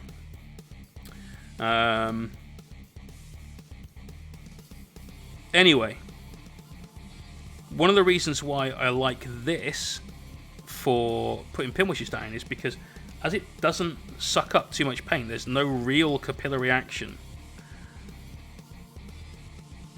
You can never really go too heavy with a pin wash. So I've been using it a lot for that, and it's been relatively good for it. Can't really complain. I start looking at it being my reward that I pay for painting my fists up. Nice. Showdown between Torgodon and Eidolon on Murder was brilliant. Eidolon, I really like Eidolon. I do. He's a prick, and he knows it, and he's brilliant at it. George, that's totally correct, obviously. Desi's brushes are made from his netherite. Maybe. Looks like you're liking the Pro Curl stuff. I am. Yeah. So far, colour me impressed. Am I immediately going to chuck all my P3 paints in the bin and switch to Pro Acryl? No. No, it would... No. This is why we're doing this experiment. We're painting these two minis, the giveaway minis from last month, with exclusively Pro Acryl paints, where we can. Remember, there's no metallics in this kit, and while I currently aim to do a little bit of NMM on this guy, just to, again, have a bit of a test of what these paints are like, put them through their paces a little bit from my way of painting. I know they're perfectly acceptable for non-metallic painting, because Jason does a shit ton of NMM, and it looks really, really good. But equally, he's the man that literally came up with these paints. No gunmetal. No, so you'll have to stick to the Vallejo gunmetal, or metal gun, or whatever you might find it under. That's going to be a thing forever, Danny, isn't it? It's going to be our thing.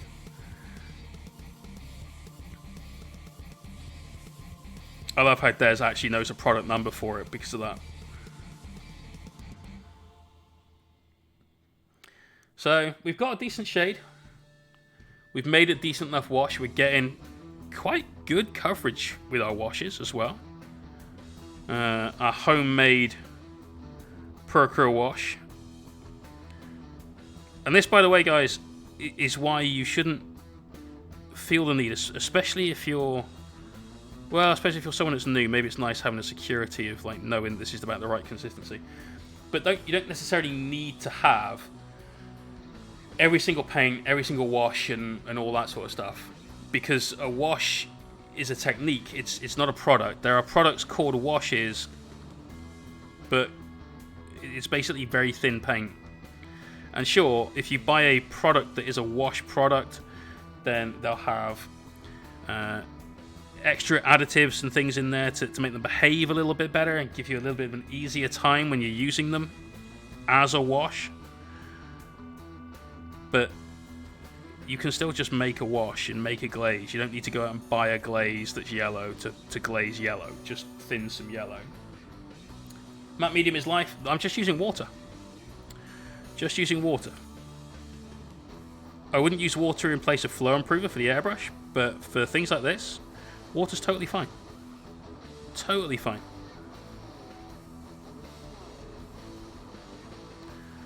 Alright, we've got this arm to do, we've got the head to do, and then we're done with our washing stage. We start looking at some highlights, which means we will play around with that Bomwick Igniter, which is their sable brush, and see what it's like.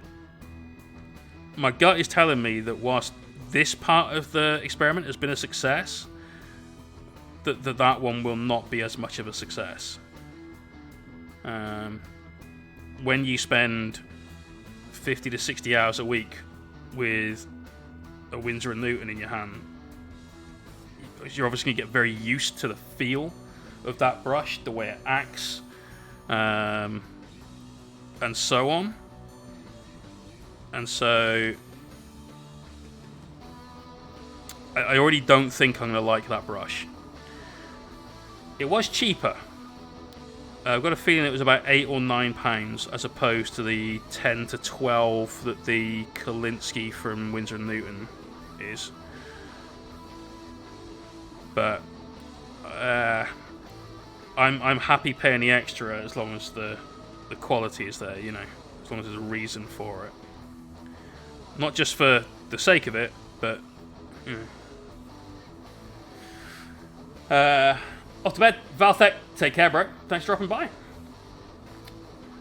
Is there a Procure version of Chatty and Flesh Tone? We had to make our own version of Chatty and Flesh Tone, and you can find a recipe for that if you go back and watch the VOD. Because it was something like magenta and tan and I don't know, something else that we used, orange, and then bright ivory. We used that as well. So we've got 4 of our paints that we haven't used so far. I'm going to thin this just a touch more. So we can get into some of the softer features around here a little bit.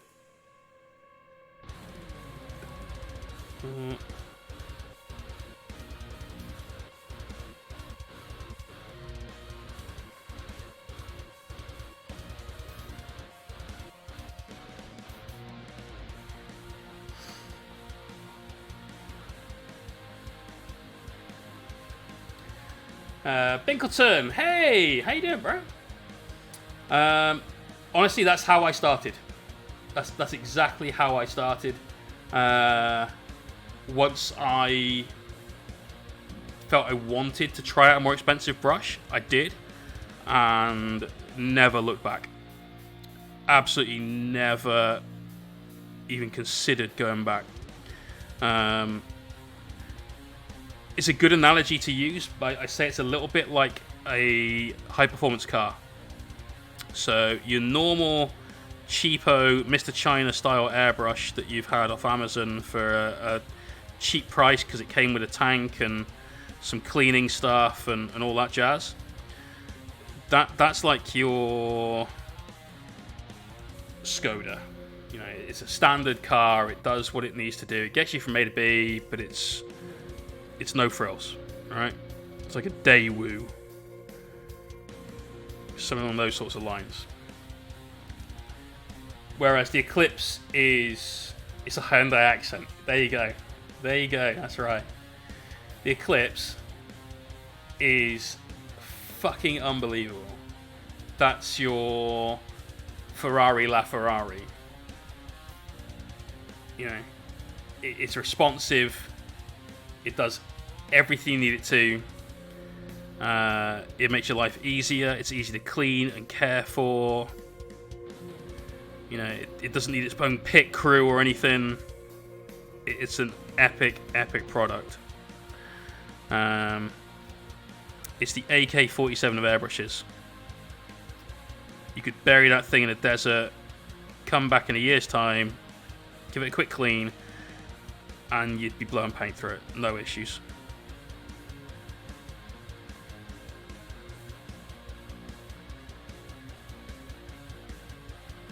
Bugatti, it doesn't weigh 2 tons. So, you know. You really like the igniters, yeah? You sold on them? Well, like I said, we're going to give it a go. Like, we're going into this fully on, you know. Trying everything from the Pro Acryl range, even their brushes, which, from anyone in the stream, when I haven't been using pigments or, like, pumice, and even then I've used pumice with Winter & Newton brushes that are just old and fucked. When have you not seen me use a Series 7 brush? You know. Simstrider, thank you for the follow. Right, we've done all of our shades, and this guy's looking alright. You know, we've got some definition across all of that stuff. I figured we'd go on to highlighting the skin, but if I'm honest, I think what we're going to do is just get some tones down on everything else, and then we can see how bright we want to highlight. Now, we know that for these, we're going to do a kind of... I'm not even going to call it non-metallic metal, because it's going to be so far from that, it's not even close. But let's grab some grey. There was some grey in here somewhere. We've got bright, warm grey. Let's see how that covers over black. So that should have the shittest coverage. Now you've got dark, warm grey. Okay, fuck it, let's go with this. We'll go with this one. We'll see how this covers over black. If it covers really, really well, then maybe we'll try this. But, you know. Go in though. Of course, these are sealed up. Thanks for advice, I'll probably get one. I would do.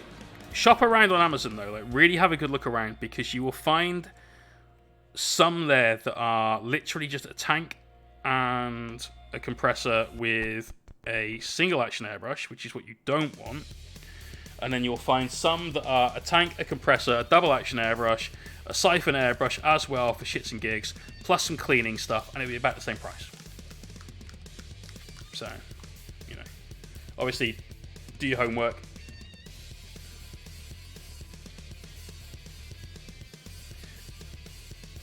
Still hate this. It's actually annoying. Not just like, yeah, you know, it's the thing that happens. It's like, ugh, why is it a thing that happens? I'm going to keep using the synthetic brush. I'm going to thin this just a little, and let's see what we get cover-wise. Wow, actually, pretty fucking good. No cat hair though.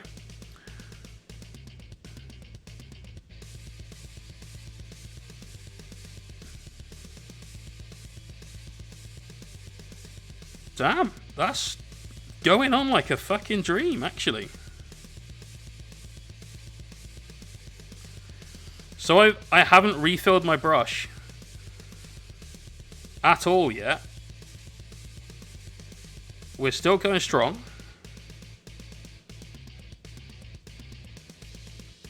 I think we're about to have to, but we've painted nearly all of that shoulder pad with that. And it's good. It's good. I'm painting your Nightbringer, and while your cow has that rock body down, the Nightbringer is more of a snatch Brad Pitt shredded look. Yes, absolutely. Nightbringer with his 8-pack for days. This guy, however, more about pain and gain.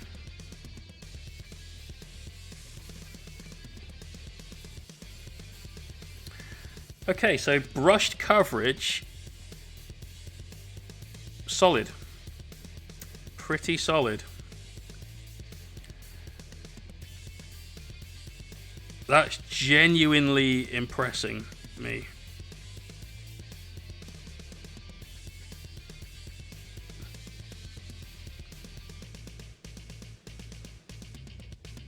And this is a thin coat as well.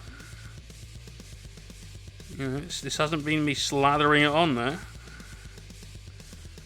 We'll let that fully cure, but we might not need a second coat.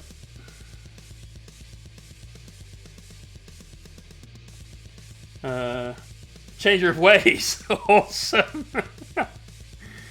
Brilliant. Good evening, man. Welcome to the stream. What an epic entrance.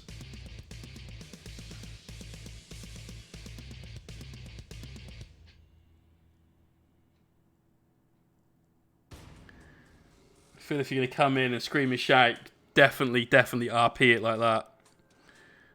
It's worth some cool points. Oh! Deep Game Spain! Yo, bro! How are you? Let's get some love in the stream. This absolute bad man. How's it going, man? How is your stream? What were you up to? Jay Carsdale, I think.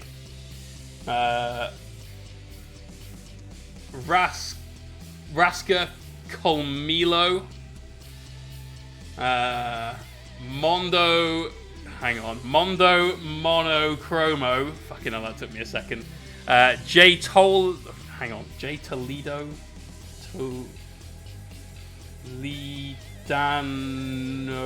Jay Toledano art. Thank you for following. We need some big news. Big news? Antonio, don't tease me like that, bro. Oh, yes! Casting the no pun in Spanish. Is that hit the red button for the alternate commentary?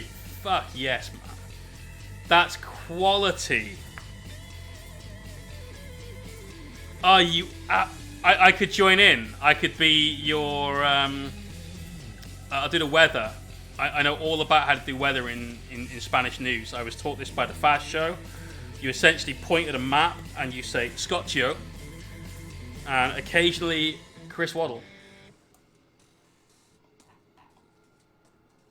Why is my copy paste not working? What the fuck? Keyboard is in on mode. Yes, keyboard is in on mode. What the shit? Sorry. I will get back to the chat in a sec. There you go. Finally, it worked. That was annoying. Apologies. Right, Crazy Fish 365, Vanta X Agia Studio, the Bug King, Lord on us. All of you guys, get your subs. Thank you very much to Muad'Dib01. Much appreciated, bro. Sakharov, thank you for the follow. Captain Panete, nice to meet you, nice to meet you. Thanks, dude. That'd be awesome. There you go. There you go. Give you some gossip about Mikey. Mate, what's the tell? What's the tell? I've literally seen more of Mikey than I wanted to. By that, I mean, like, you know, quite a lot more. Donde está la biblioteca? That's what we could do. That's what we could do. Now, when we were in Prague, at the Prague Open, myself, Mikey, and Elliot all shared one room. And that was fine. You know, no issues whatsoever. We basically had like gym rules for the room. All right. If you need to walk to the bathroom, then ideally put a towel on. You know. And we just all won't look, and you know, we went about it that way. And that was fine. That was totally fine until Mikey came out of the bathroom. Wear a towel. He observed the rules. The rules. And he stood in front of his bed, and he basically jumped and went backwards on his bed like that. And myself and Elliot were the other side of the room having a conversation. When he jumped, we both looked to see what had happened in case he'd fallen over. And all we saw was right up his legs. No.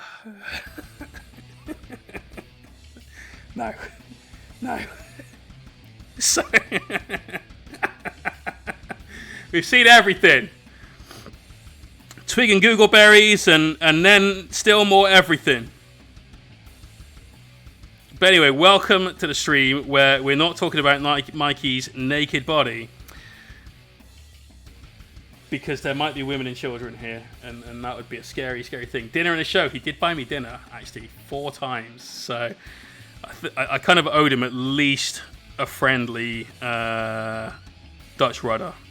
You know, at least a Dutch rudder. But today,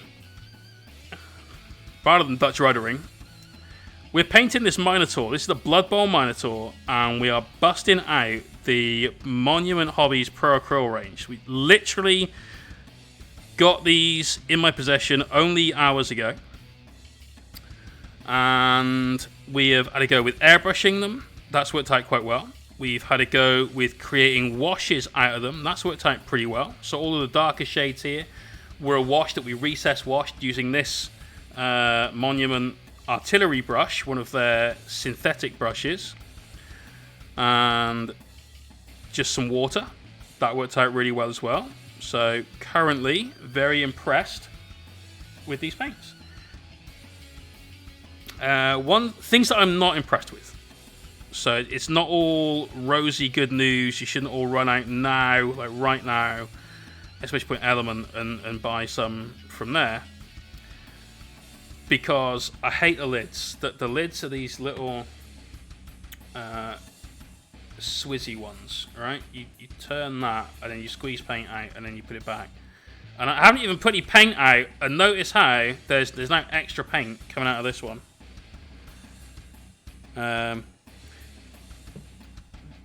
That absolutely fucks me off. Anger at that. I hate waste. I hate inefficiency. Are they super matte? Brushed on? Yes. Seriously matte. Airbrushed on? The Flow Improver gives you a slightly gloss finish. So whatever it is that you're painting, if you've put a lot of Flow Improver in, you'll end up with something that's quite satin anyway. Which is why I use Dull Coat as my varnish, because it completely mattes it out. But yeah, this is super matte. This is scale 75 level of matte. Except, I'll tell you what it isn't, is scale 75 levels of fucking around with 7 coats. This is 1 coat, really, really matte. And that never happens. I can't think of a paint that's 1 coat like that. At all. Can anyone else give me paint as 1 coat coverage over basically red with grey? And there's maybe a few bits you can just see. Like just here, a tiny bit of red, just a tiny bit of red.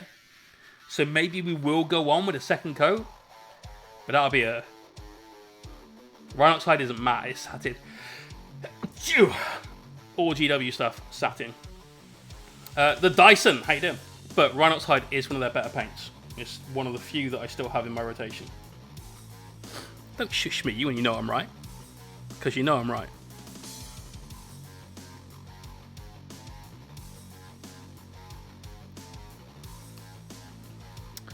But yeah, these are really impressive right now.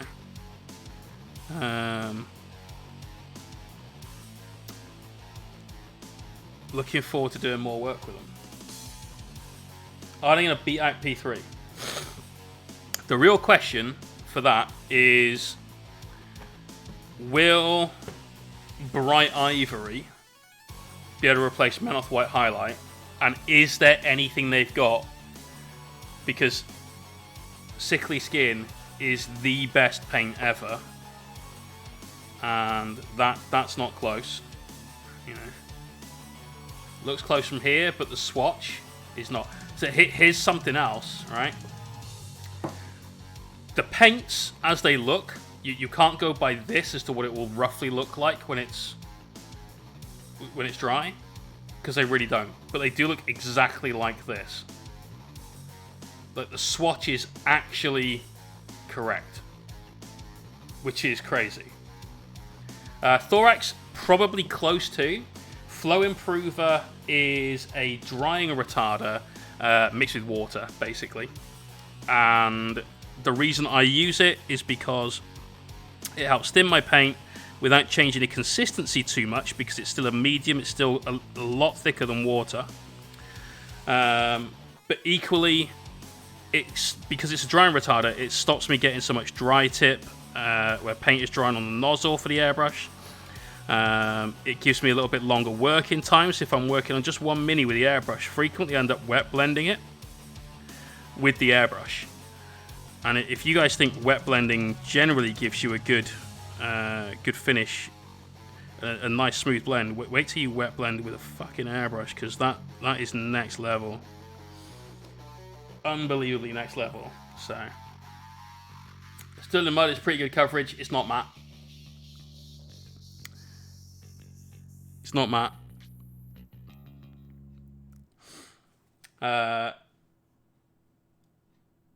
Juan coats plenty like Juan sheets plenty, yeah.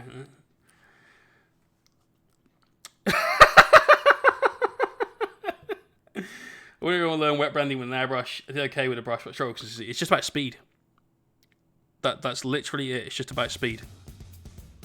You need to be able to get one coat down, and that still be wet by the time you've got your next like highlight pass or your next part of the blend or whatever ready to go. And so you've got to be fast. And obviously increasing your dry time with that flow improver really, really helps that. It gives you a bit more time to work with. Wet blending with a brush is simple. It is. Two brush blending is... You could be some kind of fucking octopus to be able to find that relaxing. It's the devil, as far as I'm concerned. I can do it. It's just... Nightmare, honestly, don't worry. I say this to anyone that says what you've just said about being like mastering your brushes. Even I, who have been painting for more than 20 years, would not even come close to considering myself a master with a brush. At all. I can paint. I've got pretty damn good brush control. I can wet blend if the time calls for it. I can do non-metallics, but they take forever, so I don't do non-metallics. I can glaze, I can layer, I can do all the normal things. Have I mastered any of that? No. Am I likely to? Some of it. But you should definitely still get an airbrush. Right, 2 airbrush blending. Honestly, I would quite happily give that a go. I've genuinely thought about it. And there's things that I think you could do that would work, but I can't see much actual point. Like there's nothing that makes me think, yeah, you must have 2 airbrushes, because that's exactly the way that this one technique will work.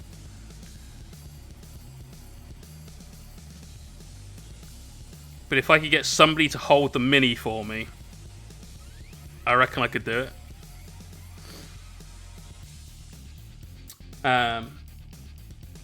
It's fucking terrible brush control, and it irks the shit out of me. Okay, so honestly, the thing about brush control is that 50% of it has got fuck all to do with your brush, or your hands, or your arms, or your breathing, or anything. 50% of it is literally nothing to do with you. 50% of it is making sure your paint consistency is correct. So the way I explain to people how your paint consistency should be, and if anyone says fucking semi-skimmed milk, get out. Get out. Your paint consistency should be such that when you dip the tip of your brush into your paint, it easily picks up paint from the palette, just using its own natural capillary action, but doesn't pick up so much paint that the brush point distends and becomes sort of square and blocky. It should still keep a very nice sharp point on it.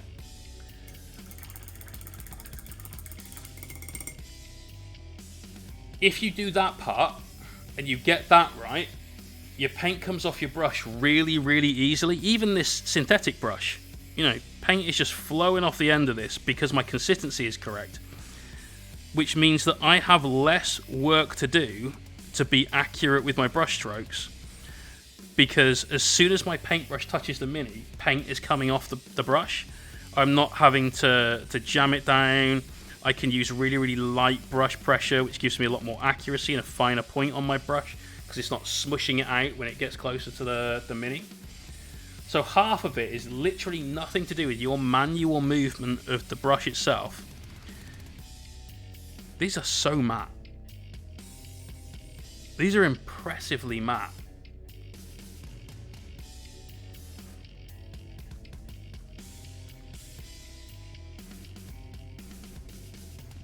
But yeah, just thin your paint right. Like I said, yeah, pick it up nicely with a brush without the brush changing shape. You're good. You think there is still a lot to be discovered in miniature painting? It must have been done and mastered by somebody. I mean,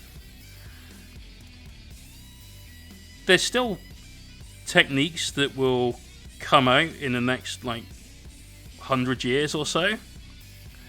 Probably. Assuming that we're not all, like,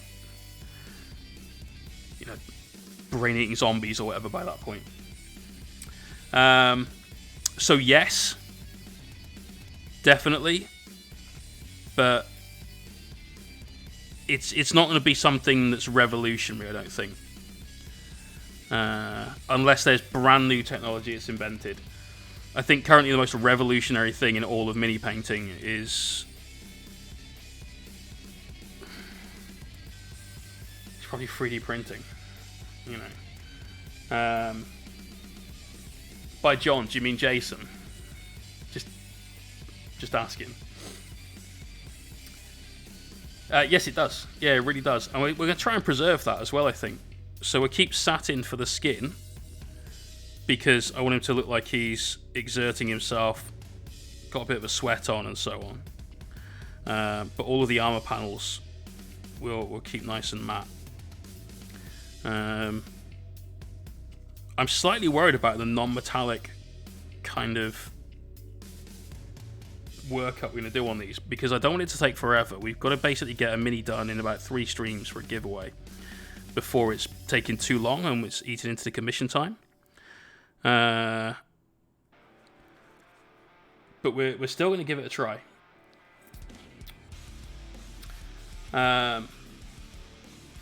Does it really come to 11? It is. Yeah, we're not going to do a super long whip gallery tonight like we did last time either. That was way too late. I didn't finish the stream till gone 1 o'clock because of the whip gallery, and I can't do that. Jason and Jen, yeah. It'll be Revolutionary React Contest 2.0. So that'll be something that revolutionizes the way we paint, is when there's actually a contrast paint or similar that works the way that GW wanted it to work.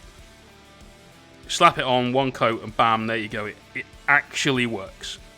That'll be something. Until then, we're probably just looking at people refining techniques. Something that I've been doing for ages is putting down rough base coats with a brush and then coming back with an airbrush and tidying it up.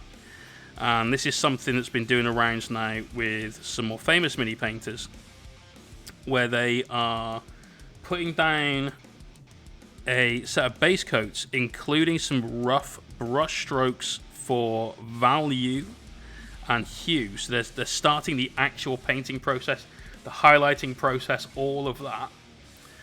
and then they're taking the airbrush and they are smoothing out those layers. This is something that, oh my god, he's my favourite painter. How did I forget his fucking name? Sergio Calvo does. And there's a lot of people doing that now that weren't before. There's a lot of people that are trying to use oil paints on smaller minis, and I feel that that's completely the wrong place to do it, but bigger minis it works really well for. But as with everything, all these things, maybe not the airbrush thing, but the oil paint thing for definite, are all techniques that existed in the past, but were pushed out of fashion by new paints and new technologies coming in, like acrylic paint. That beat out oils because they said, well, look, you can continue painting with the oils if you want, and you can paint and it'll dry in 3 weeks. Or you can just paint with this now and it's dry. Anyone remember using like Humbrol enamel paint as a kid? And putting a coat of paint on a toy plane and thinking, all right, cool, I'll come back tomorrow and I'll finish that off. By the way, this shit stinks. All of those things. No, mate, that's not what I'm talking about. Not grayscale, because that's just putting down a value layer, black and white. I'm talking about, I want this to be a flesh tone. So I'll paint in some very, very rough flesh tone, and I've got my flesh tone recess and my mid-tone, and I've got my highlight, and I've got my spot highlight with that. And now I'm coming in with an airbrush, and all those rough brush strokes, we're just cleaning that up. And doing that kind of thing. So not just creating a highlight map where you've got your values all mapped out with this bit's dark, this bit's light, so on and so forth. But a full-on, I've kind of painted it, it just looks a bit rough. And then the airbrush comes out, cool, now it all works. Now it all looks smooth. ML did a video on it recently. Pretty sure Kenny's done a video on it recently. You tend to get these trends in mini painting where someone comes out with a technique that they've taken from someone that's very famous, and then everyone does a video on it to ride the wave for it. Like sketch style painting base coats and speed with an airbrush. Yeah, exactly like that. Yeah, Sergio taught it at one of his classes. And he is absolutely, in my eyes, the world's best painter. I adore his stuff. Every single one of his minis that has been breathtaking, you've had to look at and try and work out if it's actually a miniature or if it's a drawing. And at that point, that's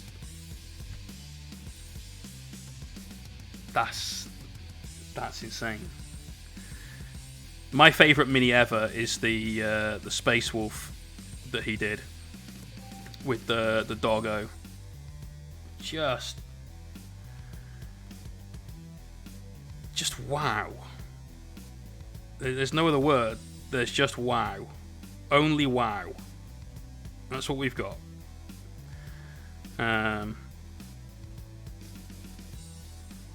It's madness. Fucking madness.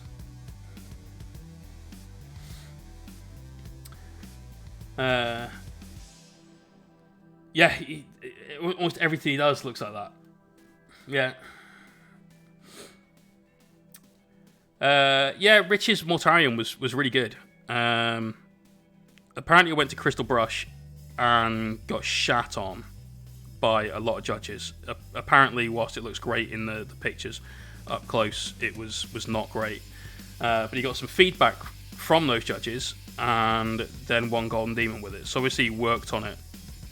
I know a few people that are in the competition painting world that gave me that bit of information. And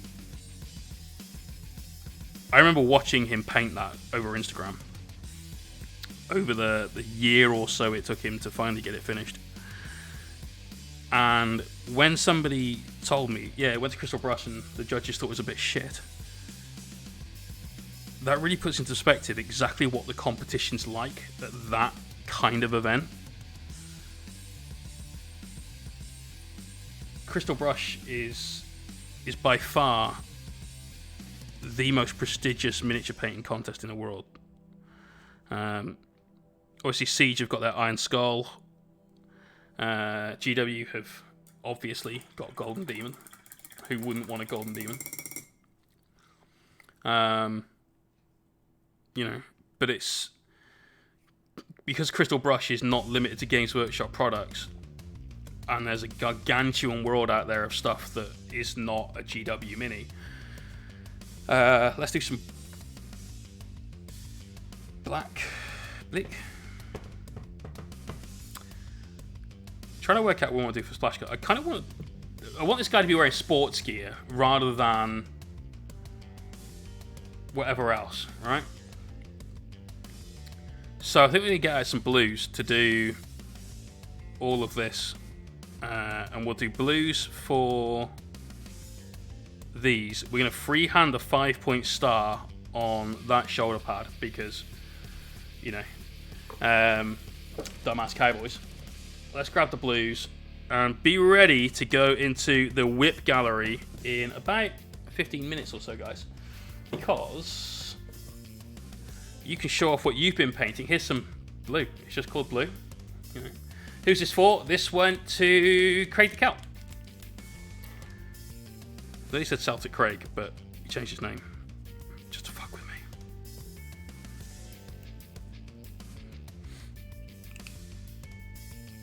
Given the Manchester City colour kit, I wouldn't even have the first idea of what that looks like. Well, that's annoying. I've got paint on my shirt now.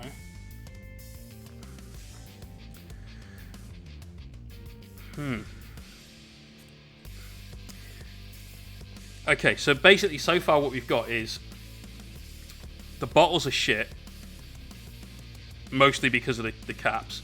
Yes, you can. So I have spoken to Jason, and they do flip-top lids, and once he's got some, he's going to sort me out with enough of those to do all of the pots. And they're flip-top, much like you get on Chimera paints or your Flow Improver and all that sort of stuff. And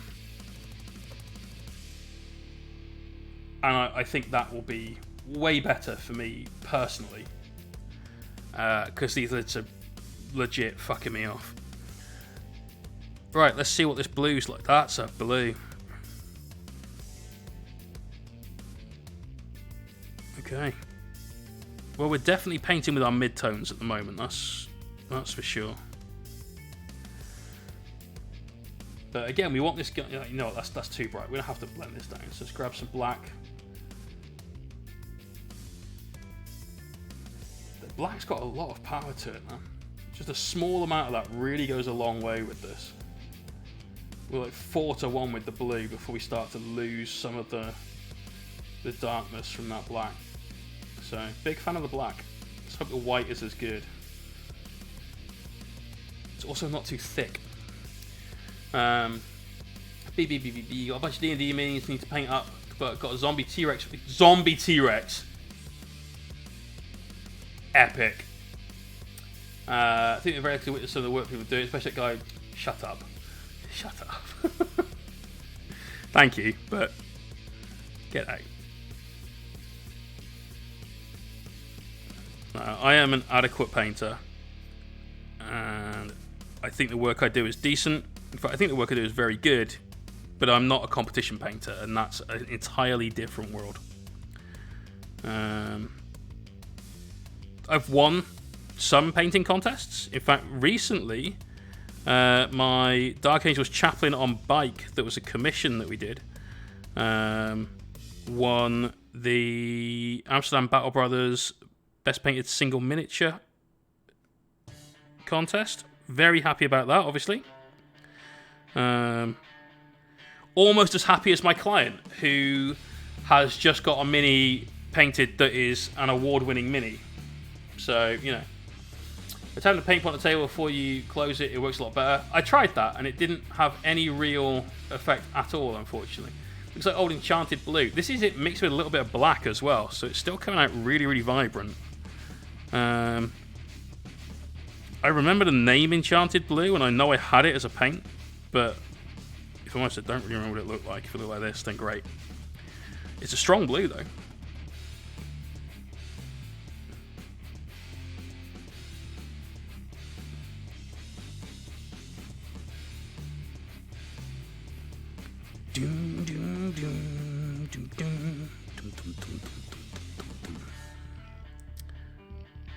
This is one of my favourite songs in the playlist.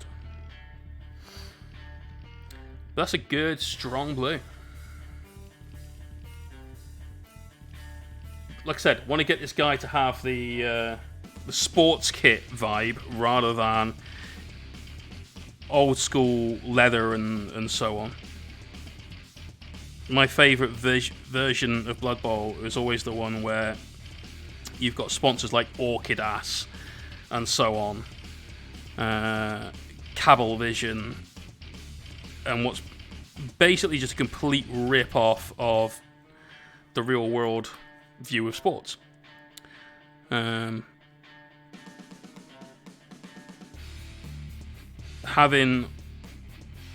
I've got a human team which are painted exactly like the Cincinnati Bengals. Tiger stripes and all.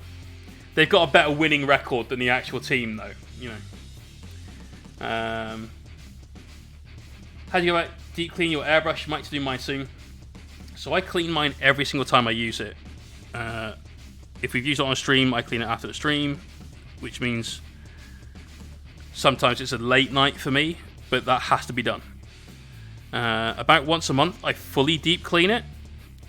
I very rarely will drop it into an ultrasonic cleaner, but I do have one. I just don't recommend its use very often because you'll strip some of the steel plating off the airbrush if you do it, and that makes it harder to clean, which means you end up with this sort of self-perpetuating, completely fucking your airbrush cycle, which obviously you don't really want. So, you know, avoid that. But I use cotton buds, and we get into all of the crevices. A little bit of mineral spirit. I would use isopropyl alcohol, but I don't have any. Just to help clean it through. That's all. There's airbrush lube, which I automate, which I put on all of the joints, so anywhere there's metal on metal contact, and on the trigger as well, just to help keep everything smooth. That's it. No real secret, to be honest. I'll see my bike commission whenever you're ready. I can tell my mates it was done by award-winning artist. Cheers. Having a better winning record than the Bungles isn't that difficult. It fucking isn't, mate. Oh, Christ! How you doing, brother? Let's give this man some love. Give him some follows. Give him a shout out. How you doing, champ? We're painting up a Minotaur from Blood Bowl using nothing but the Pro Acryl paints, and that's been fine up to now. And I'm just thinking that for Thursday stream, we're going to have to learn how to do a little bit of non-metallic metal using these paints. And that could be tricky because they are very unknown to me. And some of them dry very differently to what I expect looking at the bottle. But hey, it's going to be a fun experience. Could be better. Internet issue, shaking on death. Oh, shit, dude. In the community. Do you mean your community or the mini paint community? Either way, I mean, that sucks. But I'm kind of interested to see, like, who.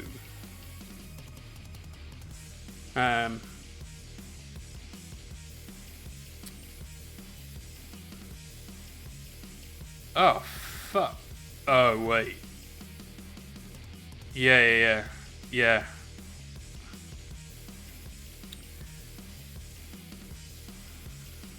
That's rough, man. That's rough. Shit.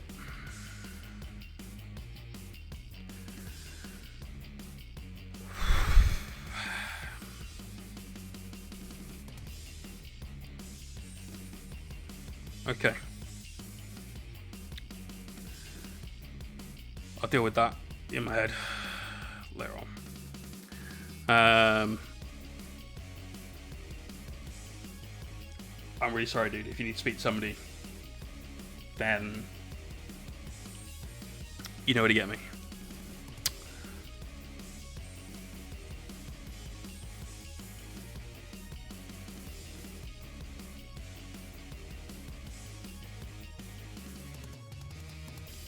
That's been a rough road for him, though.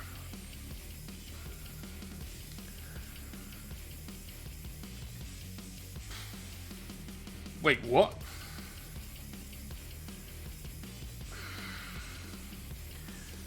All right, please tell me it was heart attack while having 3 young, pretty girls bouncing up and down on him or something.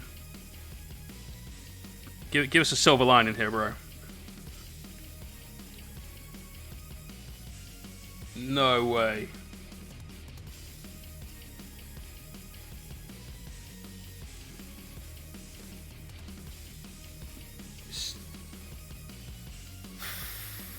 Fuck. That is not a fun way out. Hey, or Chris, bro, you don't have to apologise, mate, at all. I'm glad you told me.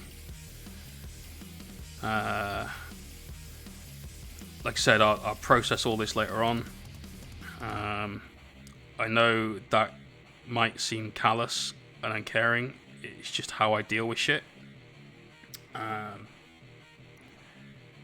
Just turn that part off, and then we think about it later on.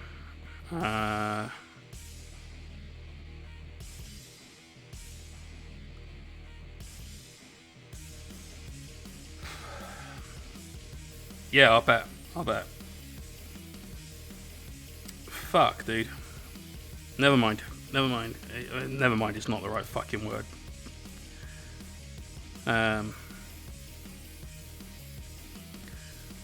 Okay. Sorry, mate. That's in my head of it. We're nearly finished on the blue for this. And then we will be stopping for the night, although I've got to do a stripe on the back, and I want to do that bit grey as well. So please don't let me forget. And then we'll be going into the work in progress gallery, where you guys can show off what you've been working on. And for those of you that have come in recently, I will show off what I was working on today.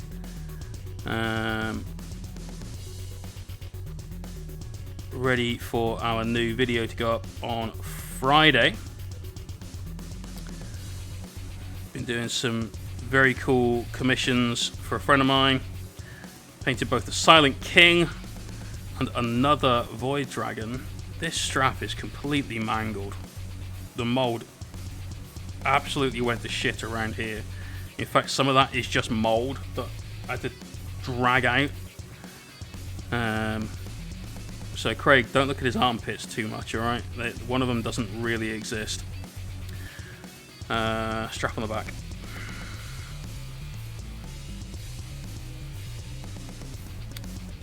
So I've had a fun day's worth of doing some object source lighting, some glowy OSL shit.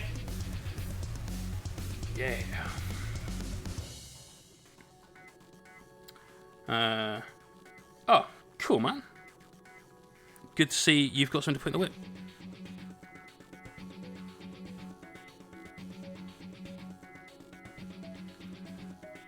Hoa Jay, you take care, brother. Good to see you again, man. Miss hanging out with you, bro.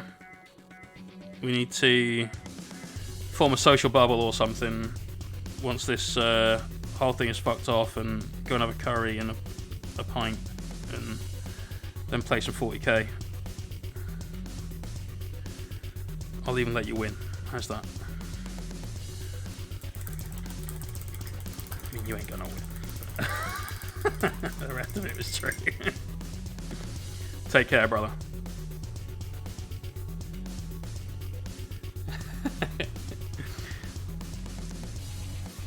When have you ever known me to let anyone that wasn't female? When have you ever known me to let someone in?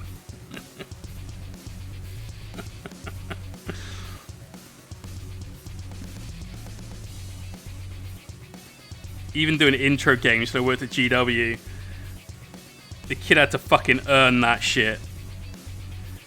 Oh, this is how you play for Warhammer 40,000. Basically, you sit there crying like a bitch after I've killed all your dudes. That's how you play. Yeah.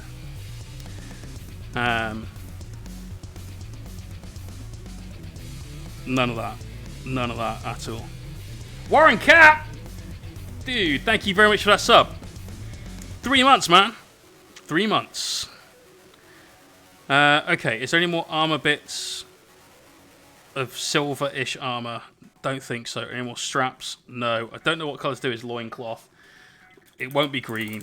It will probably be blue. It might even be like a really pale blue-white. We might try and do white. Let's try and use these for white paint. Fuck it, we'll go with it.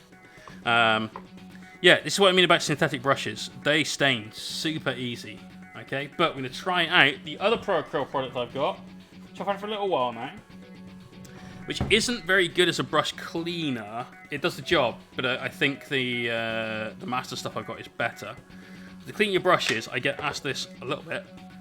Take your soap, add water to your soap. Yes, it goes this way around. Got an Everest Christmas. It's a whole new world. It is a whole new world, man. But it's a world you never want to go back from. Peg Leg Bill, same. And judging by the rest of these paints, I'm very, very hopeful for it. Right, let's just get some of that chubby foam lather off of there. We've got a little blue out of that already. Add some more white.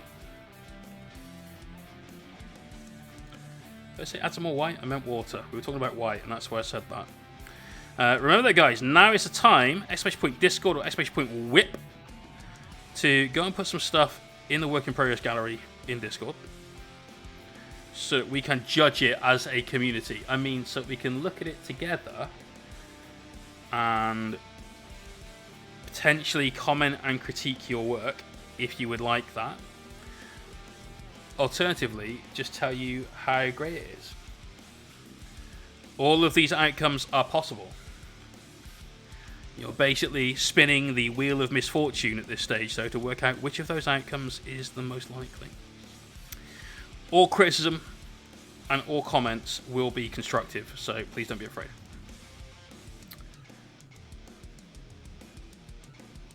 Well, this has done a pretty damn good job of cleaning this synthetic brush. You saw how manky it was earlier on. We've now got a pretty clean brush. Liking it, you know. It's actually a good paint, like any other white I've tried. Morrow White from P3 is really good, but it's still nothing in comparison to white ink. And that's the issue that all white paints are going to have, is that they're not white ink. That's basically it. But it's still a good white. I'm hoping this one is as good. Better would be great. Right, let's zoom out. I need maximum room. So that's what we worked on this evening. He's looking good for a couple hours work on stream. We've got some base coats down. There's still a few more base coats to put through, but, you know, no issue there. We need to do a very quick workup on some non-metallic metal-ish stuff. It won't be, and we'll probably get the airbrush out and just fucking whistle through some quick highlights on it that way and tart them up afterwards. But we'll get a slightly ghetto NMM finish to it. End of the day, that's getting a big fucking freehand on it. This has got a lot of divots in it, and so it doesn't need to be perfect by any stretch of imagination, but we can work with it. What brand of ink do I prefer? I've got both Liquitex and Daler-Rowney. If I'm honest, there's very little difference between the two, so they're kind of interchangeable. How do you get your brush bristles together? I bought a sort of cheap set a few months back and the bristles start to separate. Probably because they're hella cheap. The big tip is don't get paint all in the ferrule. The ferrule is the metal bit. If paint dries in there, when it dries, it forces the bristles apart, and eventually they'll just be like this. And that's that brush done. Use it for basing materials and all that sort of crap. Right, the old Parmo sweat. So, this is a project we've been working on for about a couple of weeks. This is the Void Dragon. I fucking love this mini. This is honestly one of the best minis she's ever made. This is the second one of these I've painted, and I loved it just as much as the first. This is done for a commission, and we've done it as a project over both YouTube and Patreon. So YouTube, Patreon. You can get both of the tutorials so far, one on each. And there'll be another one on Patreon on Friday. The first one was how to do the skin and this corrupted look that we've got around him. The second one was how to do the easiest power swords you've ever done. That's all done with inks. Honestly, super quick. You could get that done in 2 minutes. I'm not exaggerating. We did the Blackstone. So it's Blackstone, Blades, and Bone. The bone-coloured Necron. If you want to do bone crons, there's a great guide on how to do it in that video, including my secret recipe for how to make your own Reichland flesh shade. That's worth watching the video for just by itself. I'm not going to lie. That's a solid one. But that is in there as well. The video coming out this week is all of the gold. How to get this beautiful antique looking gold. And how to do all of the purple object source light and glow. Not the corrupted part, but all the lightning, this transition on the spear, all of that sort of thing. All of that is going to be in that video. So check that out on Patreon this Friday. We're going to have written guides in there on how to do every single part of that process as well. The other thing we're working on, which I'm excited to get finished this week, hopefully, is the surprisingly heavy Silent King. So we've still got the 3 dudes on the front of this guy to finish off. And we've got a little bit of tidying up work. Some of the purple needs to be picked out a little bit better on this. And because I forgot how these attached, we've got to do some tidy up. That's just grey plastic, unfortunately, there. But that's easy to sort out. But that's the throne of the Silent King. We've got loads of little bits of glowy stuff in there. Haven't put any on these because when the guys are stood there, you just won't really see it, I don't think. But yeah, really, really digging this entire commission. We've got the 2 menhirs as well. They just look cool. They just look cool. Floaty obelisks of death. Why the fuck not? And of course, everyone's favourite reject from Art Attack, the floating head. This is not being attached until all of this guy's finished off. He's such an awesome part of the miniature. Going to get a load of brushwork done on that before he is absolutely spot on. I tend not to use matte varnish in my airbrush because I use Tester's Dull Coat. I do use gloss varnish through it, and I have got airbrush matte varnish that I have used in the past. But for me, the Dull Coat is perfect because you just and you're done. And it's an absolutely spot on product as well. I've never had that go wrong. Which is impressive, the amount of it I use. So, worth a check out. Love the jade colour, that Blackstone, that's all in that YouTube video. Go watch it. But that's enough about what I've been doing. Let's see what you guys have been doing. And we're starting it off with Mr. Enigma. This is his haul that he got today. That is a lot of cool stuff. There's a lot of cool stuff. So this is part of the haul he got with the voucher that he won on the giveaway stream, New Year's. We've got some Liquitex inks. We've got some Harlequins, we've got some army painter washes. Oh yes, the best. Which army do you like more? I'm assuming Chaos Space Marines or Adeptus Mechanicus? Admech, because they're actually darker and grimmer than Chaos Space Marines by far. Got some Blood Bowl stuff, got some Rival Craft stuff, we've got some dropper bottles. Gonna need them dropper bottles, bro. Nice. Very, very nice. Got the big bottles of Vallejo Varnish. Gloss is good, haven't tried them out yet. Yeah, those are the ones I use. Alright, Valthek. Stream results of today and yesterday. So give this guy a follow. Damn, son!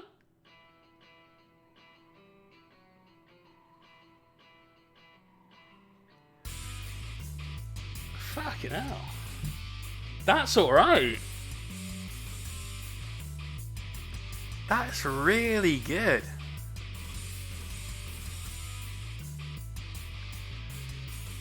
Great work on the metals. I love how much colour you've got into the main parts of the armour. The purple, the green, there's little orange tints in there as well.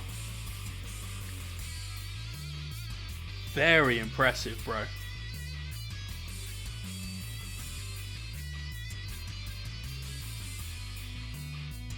Fucking quality. Fucking quality. Butt shot. All the tentacles. Is that stitch marks over the back of his head? It is, isn't it? Yeah.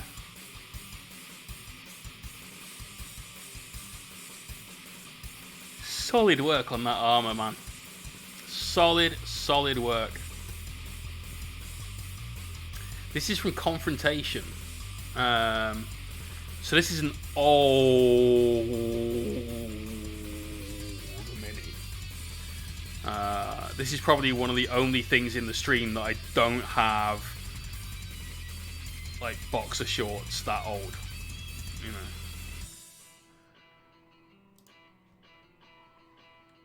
Fucking great work, dude. That's Valthek. Do make sure you give him a follow. Saragon, Tau Tetras. First time dealing with Forge World resin. So far, not a fan. I'll bet you're loving the fuck out of it. My original idea was to try a hella shiny candy coat, which needs everything to be super smooth. The resin is all bumpy and pockmarked. Yep. Yep. Resin is not the thing to do that on. It just isn't. Not from Forge World.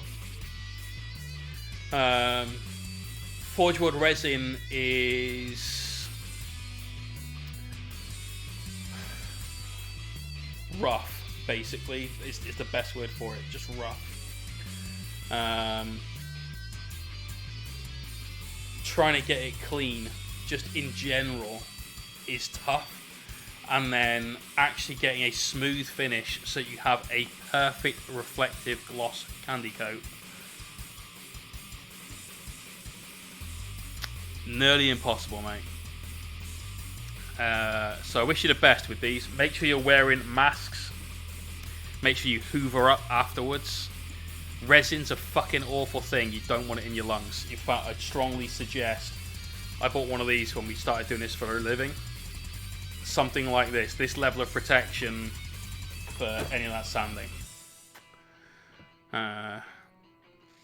Good luck though, dude.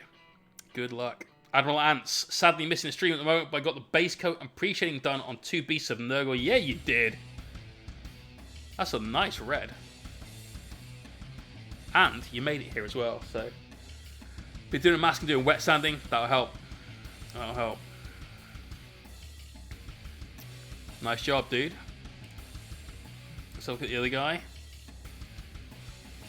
I don't know why, but I'm getting this really weird Edward Scissorhands vibe off that guy, despite the fact there's no scissors and he's barely got hands. I think it's the mad hair and the extremely pale face. But I like them both. I like them both. Quid, base coach down, time to streak and grime. By streak, you don't mean like... Right? Because we don't need a whip on that. I like it, dude. What's going on? Where's the rest of the work on the face, though? I was expecting that to be a lot of bone and and everything else. So it's definitely the hair. Gonna make him disgusting fleshy color. Nice. I like it, dude. I do. Why the blue skeleton though? That's the thing I'm having not trouble with, but you've got sort of zombie heads that are blue. I get that. I don't understand the blue skeleton. Would you wear a mask when priming? Bro, whenever I'm using the airbrush and I'm not on stream, we have a mask on. It used to be just a regular like dust mask, but because I paint so much more now, proper protection. You know, this thing, it feels a bit tight to my cheeks, but it's a full seal, even with the beard, because the mask comes down to just about my chin. So it's not like it's getting under here, having this massive cushion of beard, and my beard hair here is relatively fine. So it sits and gets a good seal on my face. Cost about 30-ish quid, and I'd say it's worth it.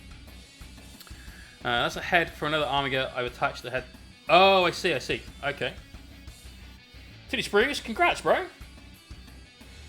Everyone give Too Many Sprues a follow. Get 300. Before I won't base coat them the streaking ground. I don't have streaking ground on the heads. Oh, okay. I get it. I understand now. Nice, man. You should see it once you've got the grind down. Crazy Fish, Lieutenant Calcius Whip. Nice. Very nice. I like how much shadow's on here, and I like the fact you've tried to go for some more volumetric style highlights and stuff. Certainly the arms. In fact, there's a bit of a weird thing going on here where your arm that's drawing the sword, either you've just used thicker highlights, or that bit's done and some of the other parts of it are still very whipped. But that looks like it's been shaded, I'll say, correctly. So no edge highlights, more of a look towards here's where the light would interact with the armor, and that's why we've painted it this way. And then you've got the chest, and it's got this little tiny edge highlight on, which is weird. I think you either need to tidy up the chest a bit more, if that would otherwise be a finished part of it, or be as severe with your highlights in other areas as well, because it's a very big change. So maybe glaze over some of your lighter colour that you've got on the arm there. Go for that. I like what you've done with the Mini though. He's a great Mini. I've got one of these buried in the drawer, ready for a giveaway at some point. It's going to have to be an Ultramarine though. We did an Ultramarine recently, so won't be for a while. Quick tip for your backpack. On the top of the backpack, you've got those two rivets. And if you can put a really nice sort of crowfoot highlight on that, so you have one line down the outside of the top of the power pack, one line that goes up that crease, and then one line that follows along the bottom, and it just really ties those together. Try to keep dark shadows. Okay, I get that. But I think that highlight on the chest is just too much. So if you want to keep it dark, then take some of your base color paint and just paint a little bit off the edges of it. So you say your line is this wide. We know it's not, say it is. And you've got the inside of the chest over here with the Aquila. Just take some of your base color paint and paint in from that side until you end up with a very thin line around it, and that will maybe help. Give that a shot instead. But I like it, dude. Gonna add contrast blue to the sword to get the bright lightning, then white line it while the contrast leaves the background black. Cute. Frog Lane Studio says, is this too yellow? It's not yellow enough, bro. More yellow. All the yellow. That's great. That's really cool.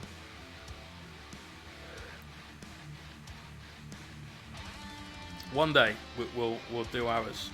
So maybe not as an Imperial Fist though. Probably an Iron Warrior. I like it, dude. It's very, very swish. Maybe get a little more contrast in there. like maybe some oranges or something along those sorts of lines, just to change some of the shades a bit. You've got a really nice bright yellow on the kneecap and a dark yellow on the shin guard, but I think it's maybe the photo. There's a lot less of that darker yellow than I prefer. Similar to how Queen does her faces, buddy.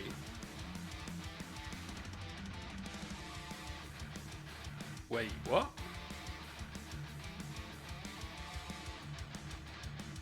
Sorry, man. It's late and my brain's not working, man. I love it though, dude.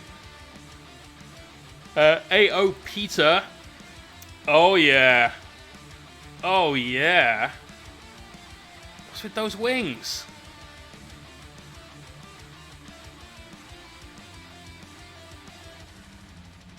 I have no idea where they're from, but they look cool. I love that green. Gonna have more weathering on there tomorrow. Nice, dude. Very nice.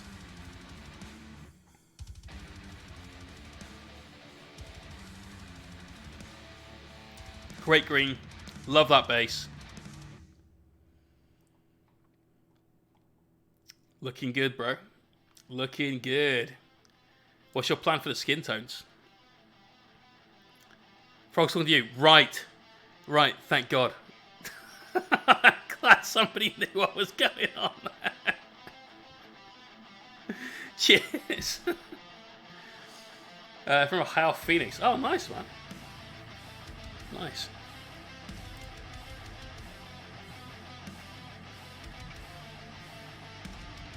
Looks much better like that.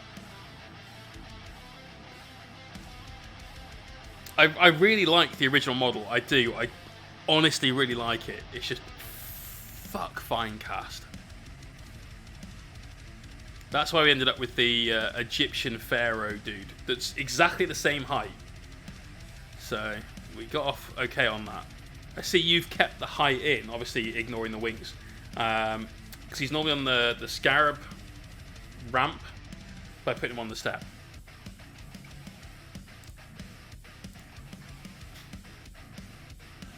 Nice. Oh, first layer of flesh, many more to follow. Yes. Love it, dude. Maybe get a little bit more dark green in the sashes around the waist. Find some creases there and just darken those down a little bit.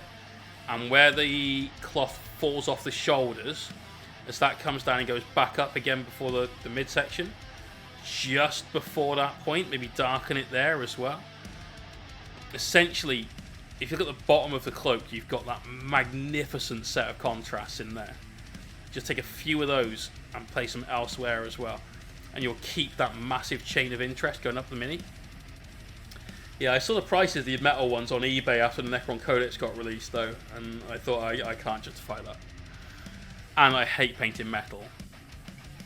I don't hate it anywhere near as much as I hate fine cast. But, plastic. Plastic is best. Exploding fruit. I've been doing some nerdy sculpting. I need to figure out what I want to do with the other foot. Oh, this is right. Yes, this is the Contempt of Dread. Yeah. Let's have a look at the... Oh, it's nasty. That fucking flail arm made out of plague drone bits is just...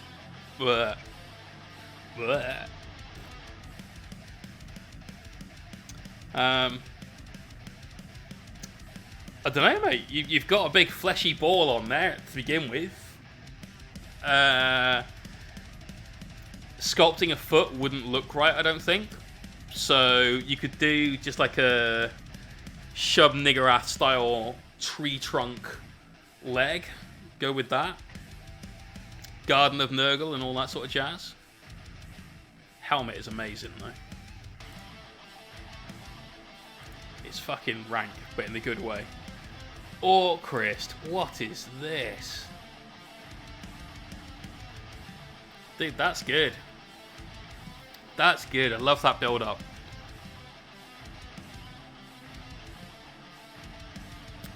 A little bit of purple or blue or something in those feathers, working right up to a really nice ivory yellow.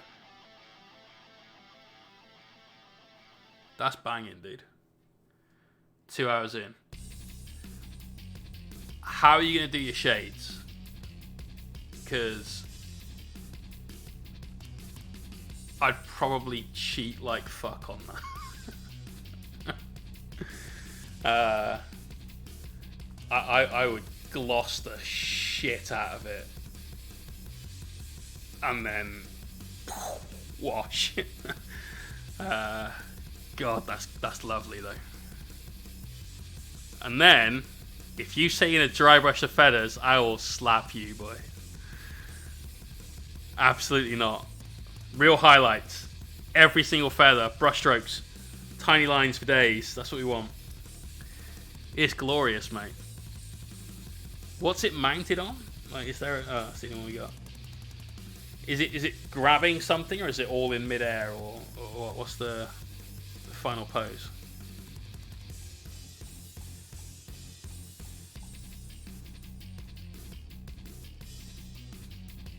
Beautiful stuff, though,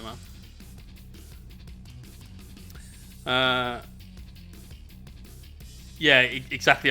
My first thought was, oh, some sculpting, great, and then I realised it wasn't. Also from Orcris, Captain's just tabletop jobby, so be gentle.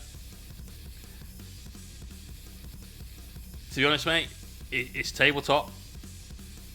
You know, if that's what the client paid for, that's definitely what the client got. In fact, I'd go so far as to say that some of what you've done there is definitely above tabletop. You know, great job on the sword. Love the hot of that against the sort of more neutral tones on the armor. It's not cold. Purple's never really cold. But yeah, I like it. We did one of these very recently. We did it in the Emperor Spears color scheme, and ended up freehanding the icon on the tilt shield, and then also freehanding the trident with the skull, because I had the transfers the night before I was going to put it on, and I couldn't for the life of me find it the day after, and so all I can think of is that they might have gone through the cap. That's it. So yeah, lots of freehand opportunities. Looking good though, bro. Looking good. Markomania. Oh, holy shit. Bile Predator. Wait, is it?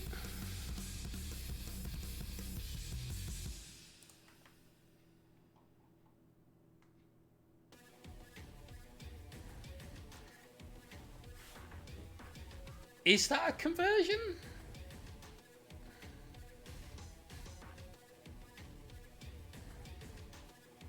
Trying to work out if the rhino's too small. It's done. I really don't like painting tanks. I don't either. I don't like tanks in general.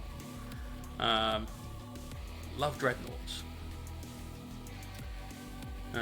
Putting all hearts as dark tones. Okay, that sounds good.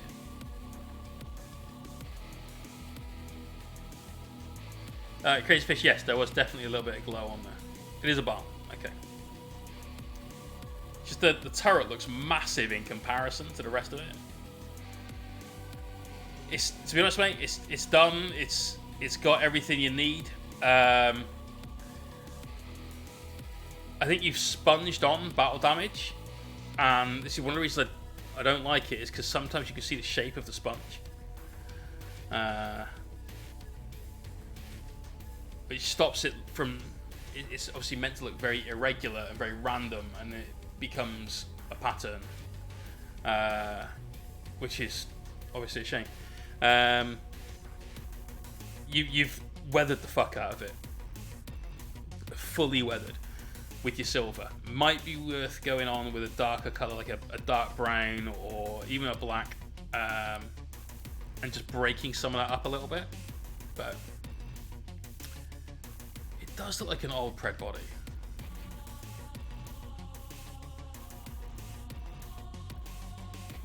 Yeah. But hey, it's done, mate. Right, the infamous nerd. This looks sick. We've got a zombie T-Rex.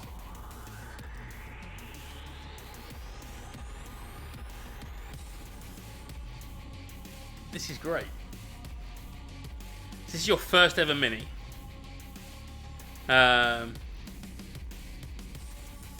So we're just going to focus on the good parts. Although, I can't help it. So that gigantic crevasse there is a bit tricky.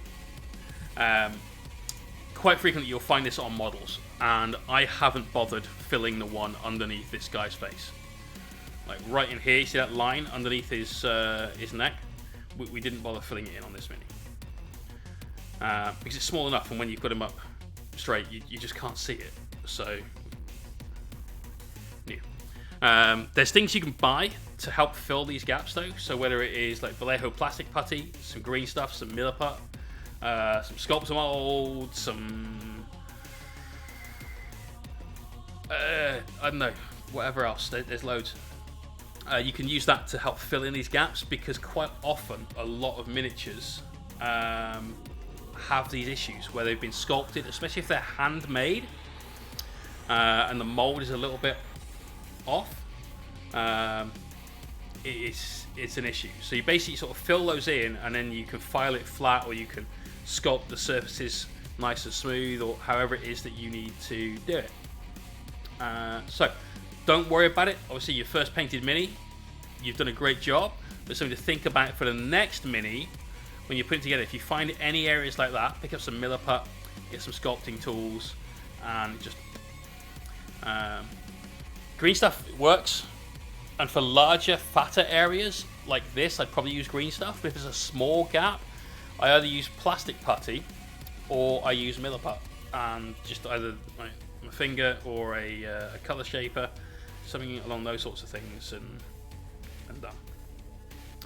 Overall, your tones for this are really good. You've got a little bit of green, you've got a little bit of yellow, you've obviously got all of that darker red. Butt shot, legit butt shot this time as well. Yeah, it's solid, dude. Everything's in the right places.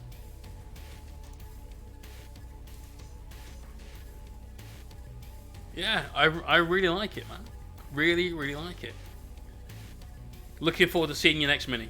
Mini number 2. Well, I say mini. This thing's pretty damn big, so you know. I hate D&D minis. They are crap. Good things for my D&D group, so not too detrimental. Fair. I don't think I've ever seen it. Oh no, I actually had a big box of them, and they look like the sort of little toys you'd get out of cereal boxes, you know. They weren't good.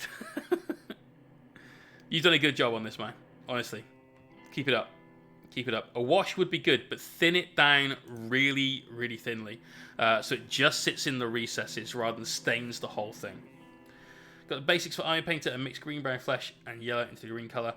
Iron Painter aren't my favourite paints, but their washes are spectacular. My favourite washes for sure. 2D Sprues. After my airbrush incident, only managed to get a base layer down before brother went to bed. Is that all the red paint in the background we see? Maybe. Nice, dude. That's a mixture of red and black. 2D Sprues, one of my students in my Patreon classes. Exclamation point Patreon. We're painting some Marines. Everyone paints Assault Intercessors to learn, because they're fuck easy to paint. All the details are wide open and easy to get to. You know, great shape, a lot of detail on the sculpt, so definitely worth doing.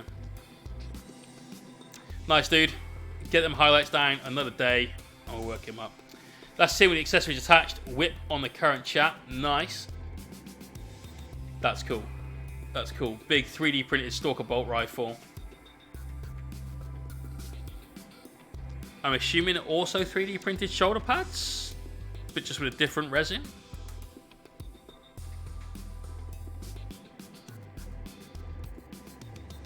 Looking sick, bro. Literally on my last Interceptor from my recruit box. They're good, man. They're good.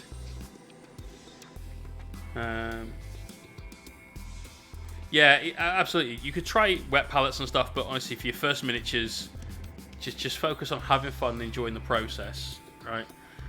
Yes, obviously, you know, have a an interest in improving what you're doing and on building on your techniques every time. But just chill and enjoy it, man. I think I can see an eviscerator chainsaw in the background. Yes, I can. Yes, I can.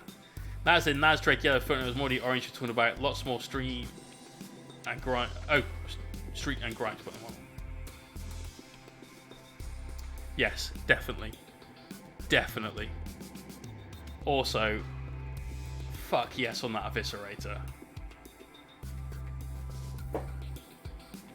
That's sick. That's super sick. Exploding Fruit. He's back in with his dread. It's all assembled now.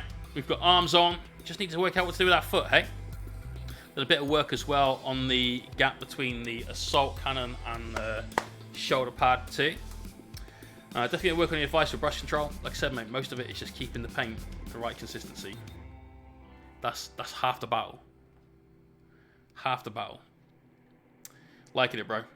Keep it up. And Boss Renok, Stormcast dudes, loving the stream, mate. It's a very, very arty shot for a whip. Nice work, dude. Nice work. Are you you're not finding that by handling the miniatures you're either adding oils from your skin or potentially roughing the paint a little bit? I know they've got bases you want to paint, but what I do in that sort of situation is, as I've done with the Silent King over here, I literally just put a tiny dab of super glue and glue them to a base. And then from that point onwards, I can just use this. So if you use super glue, not plastic glue is like the bond. You know, it's never coming off. But a bit of super glue, you can just slide your craft knife in underneath the foot. And as long as you glue it at the point that's the strongest part of the joint, so the heel on these, you just pop it off, done. Easy peasy, right? I like to do my bases separate for a lot of things. If it's rank and file infantry, I won't bother. But for characters and stuff like that, we like to have that control, that freedom. So definitely I would do that. Got to be super glue though. And if you've got some, super glue with an activator as well, because activator will make it work really fast. It makes it more brittle, and the more brittle it is, the easier it is to snap off, and therefore you've got no issues, you know. Right, that's it. We're done. We're all whipped out. Here's what we worked on this evening using those Pro Acryl paints, and I love the paint. The paint are going on. The paint are, my god. That's why I was a pause. I realised what I said and like gloss over it. No, don't gloss over that. That's a dumb thing to say. The paint is going on really, really well. The paints are very impressive so far. This is all the things I meant to say. Love the matte finish to this. Even the blue is quite matte without being fully matte. There's an ever so slight sheen to the blue, but the grey is just absolutely matte. So the next stream, we'll be grabbing the airbrush back out and we will look at getting some shades and some highlights on all of these areas to give us a kind of, let's be honest, it's not going to be great, but a somewhat quasi speed mode non-metallic metal going on. The paints have worked really, really well when we created washes out of them. They went through the airbrush really well, and they got brushed on really well with some extremely good coverage. I cannot fault that at all. So, Dirty Habit! Gotta stop. That is a dirty habit of yours. But then cheers. But thank you very much, brother. No transparents. These are just the base set. Let's grab that. So it's a base set 2.0.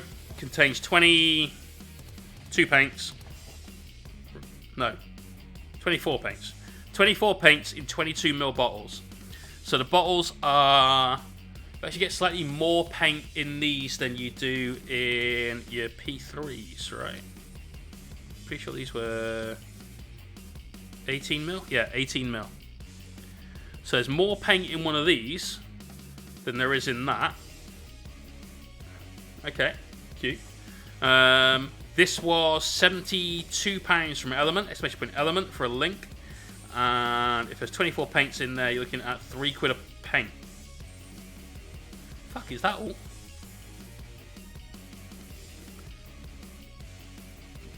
That's cheap as fuck. Huh. Okay. Okay. Evolution, to be honest, he's there because that's where he sat on the base.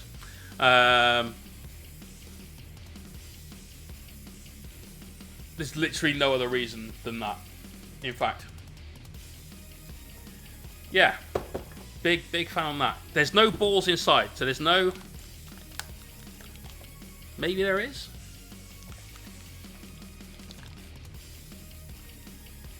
Yeah, there is. There's an agitator in there. Mate, these are double the size nearly of the Games Workshop bottle. Nearly double. So, yeah. Definitely cheaper by far. Well, they're more than half the price of a Games Workshop paint. And these are currently outperforming GW paints. Are they outperforming P3 paints? I don't know yet. But the fact I'm not ruling it out is pretty key. Are they double size of Vallejo? I don't know about that. Vallejo 17 mil, so double the size of that would be 34. I didn't think so, but they're definitely like 1.5 times. So you get about as much paint in here as you do in here. This is 22 mil, so it's 4 mil more than you get in this, and 5 mil more than you get in that. So, anyway, let's go find someone to stream. To pass a stream on to, and it's going to have to be none other than Mr. Slowfuse. Let's go see Jason and Jen, and we can talk about the experiences we've had so far tonight with the Procreate paints. Thank you to everyone that stuck around this evening. It's been great. I've had lots of fun. This has been a fun thing to do. I hope you've all enjoyed it. Thank you to everyone that put something in the whip, and I will see you guys back here on Thursday at 9 PM when we're going to carry on with our Minotaur, doing a little bit of NMM and so on. Peace out, everyone. We'll see you then.